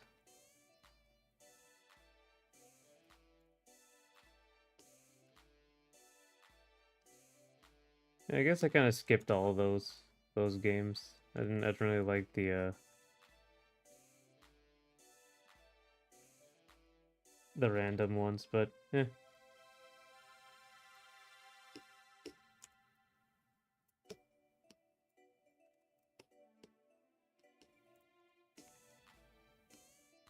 Now, Project X Zone is a strategy RPG series where you select actions in real time, sort of like a fighter. Oh, okay. Oh, I should probably actually look at this. Let me get a video up.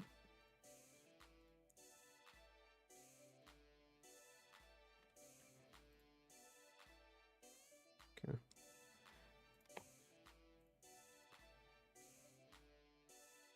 Oh,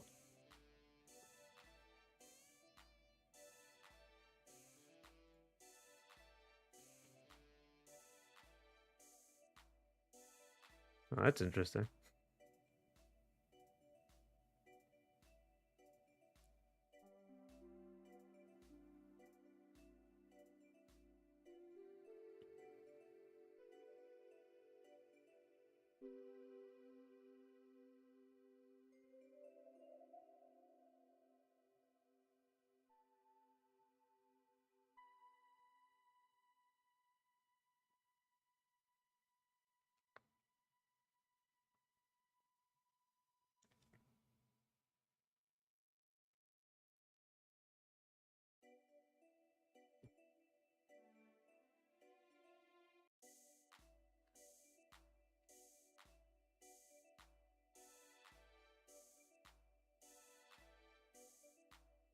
Dark Ages included Heroes, Shadow, Rivals 1 and 2, '06 Unleashed, both Rush games, all advanced games, Battle Riders, and many more. Oh, okay, so the Dark Ages you thought, like, okay, you're saying is like really big, all right, including Riders and stuff in Battle.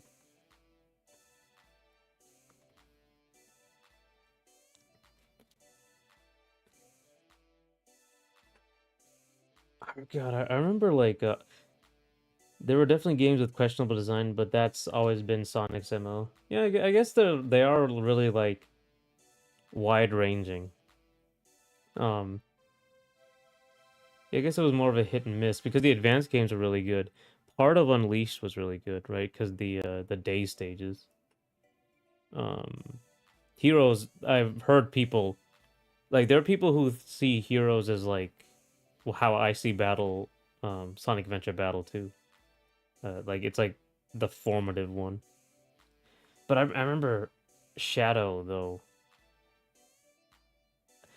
The only thing I remember from people saying about Shadow is just how ridiculous it was that he had a gun. Like there was like the super edgy one.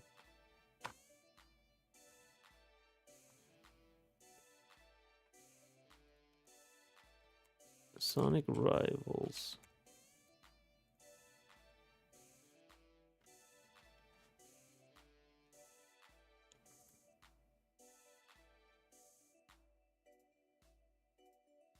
Oh, I never played Sonic Rivals. Okay, never heard of this one.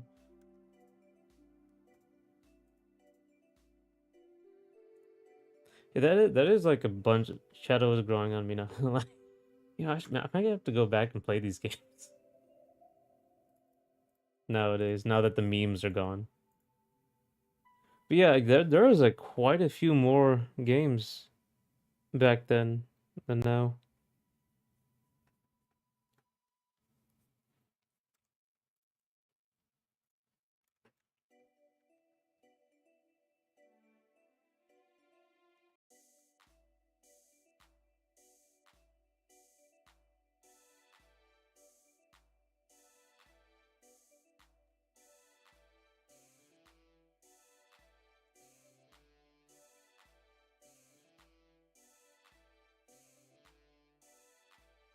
I played it last year for the first time in over a decade, man. Was it good? Or was it just, oh, I guess it's growing on you.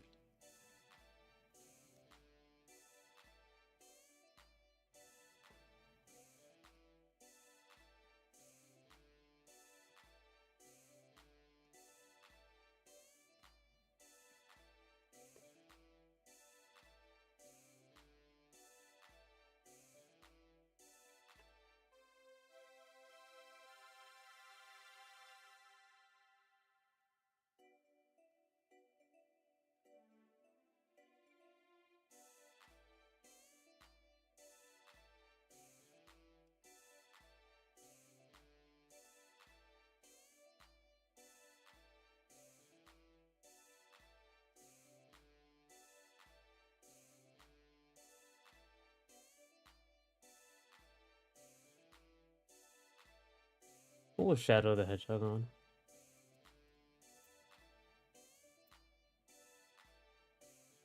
Game.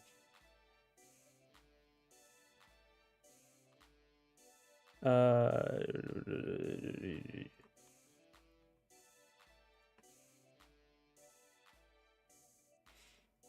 oh, GameCube. Okay. I haven't finished Shadow, but it actually plays surprisingly well, and the gun mechanics synergize well with the grinding and other action. I'm aware it doesn't have the best movement, but still. Okay. You know? The thing is, like, a lot of these games, especially during the you are probably aware that Shadow has over 100 endings. Technically, I was not aware of that. See, the thing is, like, because I wasn't playing game like the Sonic games during the Dark Ages, I only know about this a lot of this stuff from like the memes, and it's so many people were like, it was so popular to just shit on Sonic games that you would never actually know about them. I played Unleashed Day Stages, um, only the day stages, and like after I played Generations, and they weren't as good as Generation stages, but they were fine. They weren't like Unleashed, because Unleashed has the night stages, which were the problem. But the day stages were fine. They weren't great, but they were fine.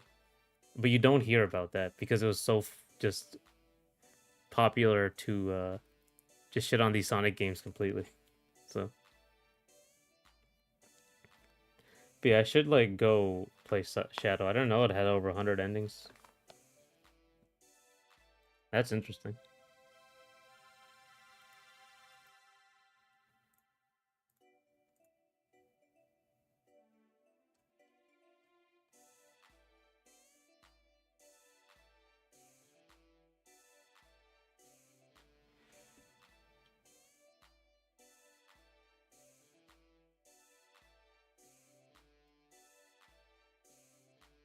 I got Sonic Unleashed Wii recently and has a different style of stage and boost, which makes for its own meta. Oh, okay.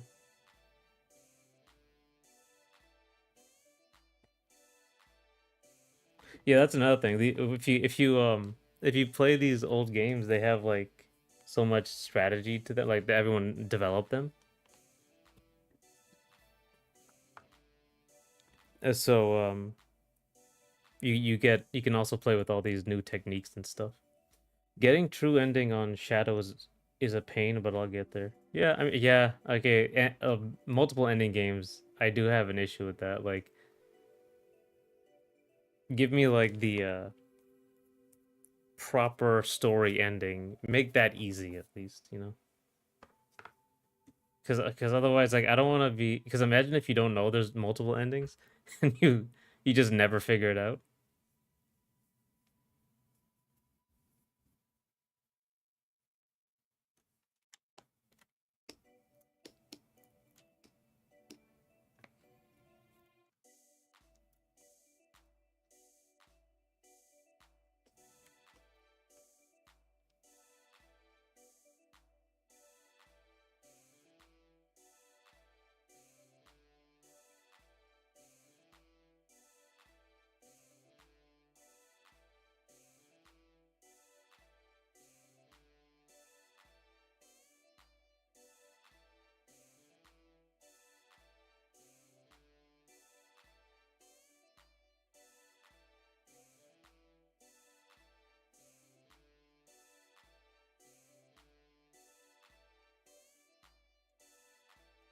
Sonic Heroes special stages scarred me so much as a child. I appreciate when a Sonic game is missing them.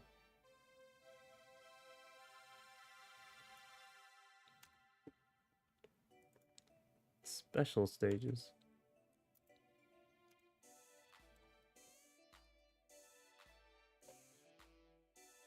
Oh, yeah, I remember these. Okay.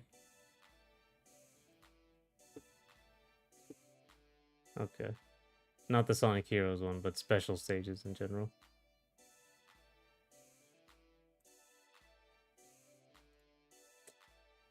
I don't know, Sonic Mania. Actually, how much did I play of Sonic Mania? The how much did I play of Sonic Mania? I got kind of like I don't really like the vertical stages in Sonic games. Like in Sonic Mania, the chemical plant zone, it wasn't like a fast stage. It was very vertical. So I don't really like those. Sonic Heroes PS2 is the worst version and it controls quite poorly. Sonic Generation 3DS had a better version which actually worked. Oh wow. I haven't played the 3DS version of Sonic Generations. I should get that. Still have the 3. Oh, actually, I'm not sure if I can.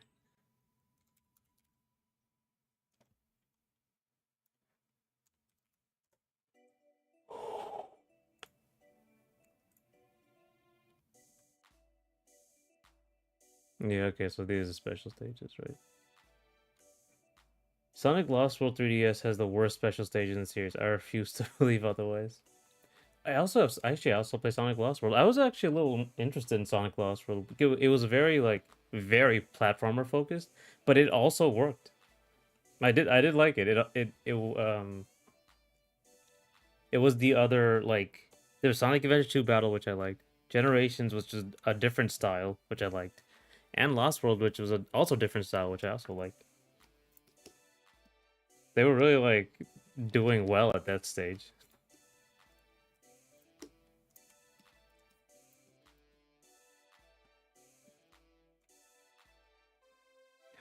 Oh,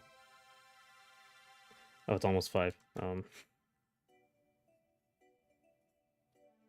That's what I get for starting late.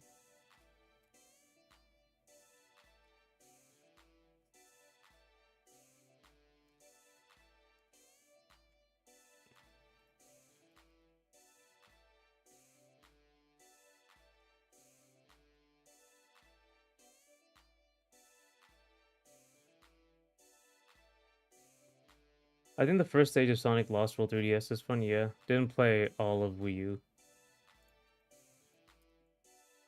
I like it. It's a little like actually it's something people really don't talk about. Again, like I guess I'll call that one underrated. Because like people just don't talk about it that much. Yeah, I think it's because it wasn't as good as Generations, but still good. Very good. In fact, I'm kind of underselling it right now. It's very good. Um, but yeah, I gotta go. It looks like I got quite a bit through this. So probably like I can finish this off stream and like put it in the game.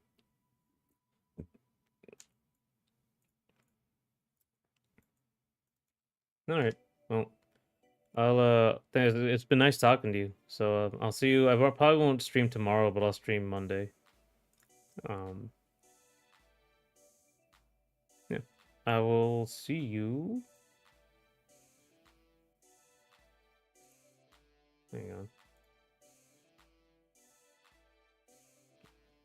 I'll see you later. I think the first, yeah.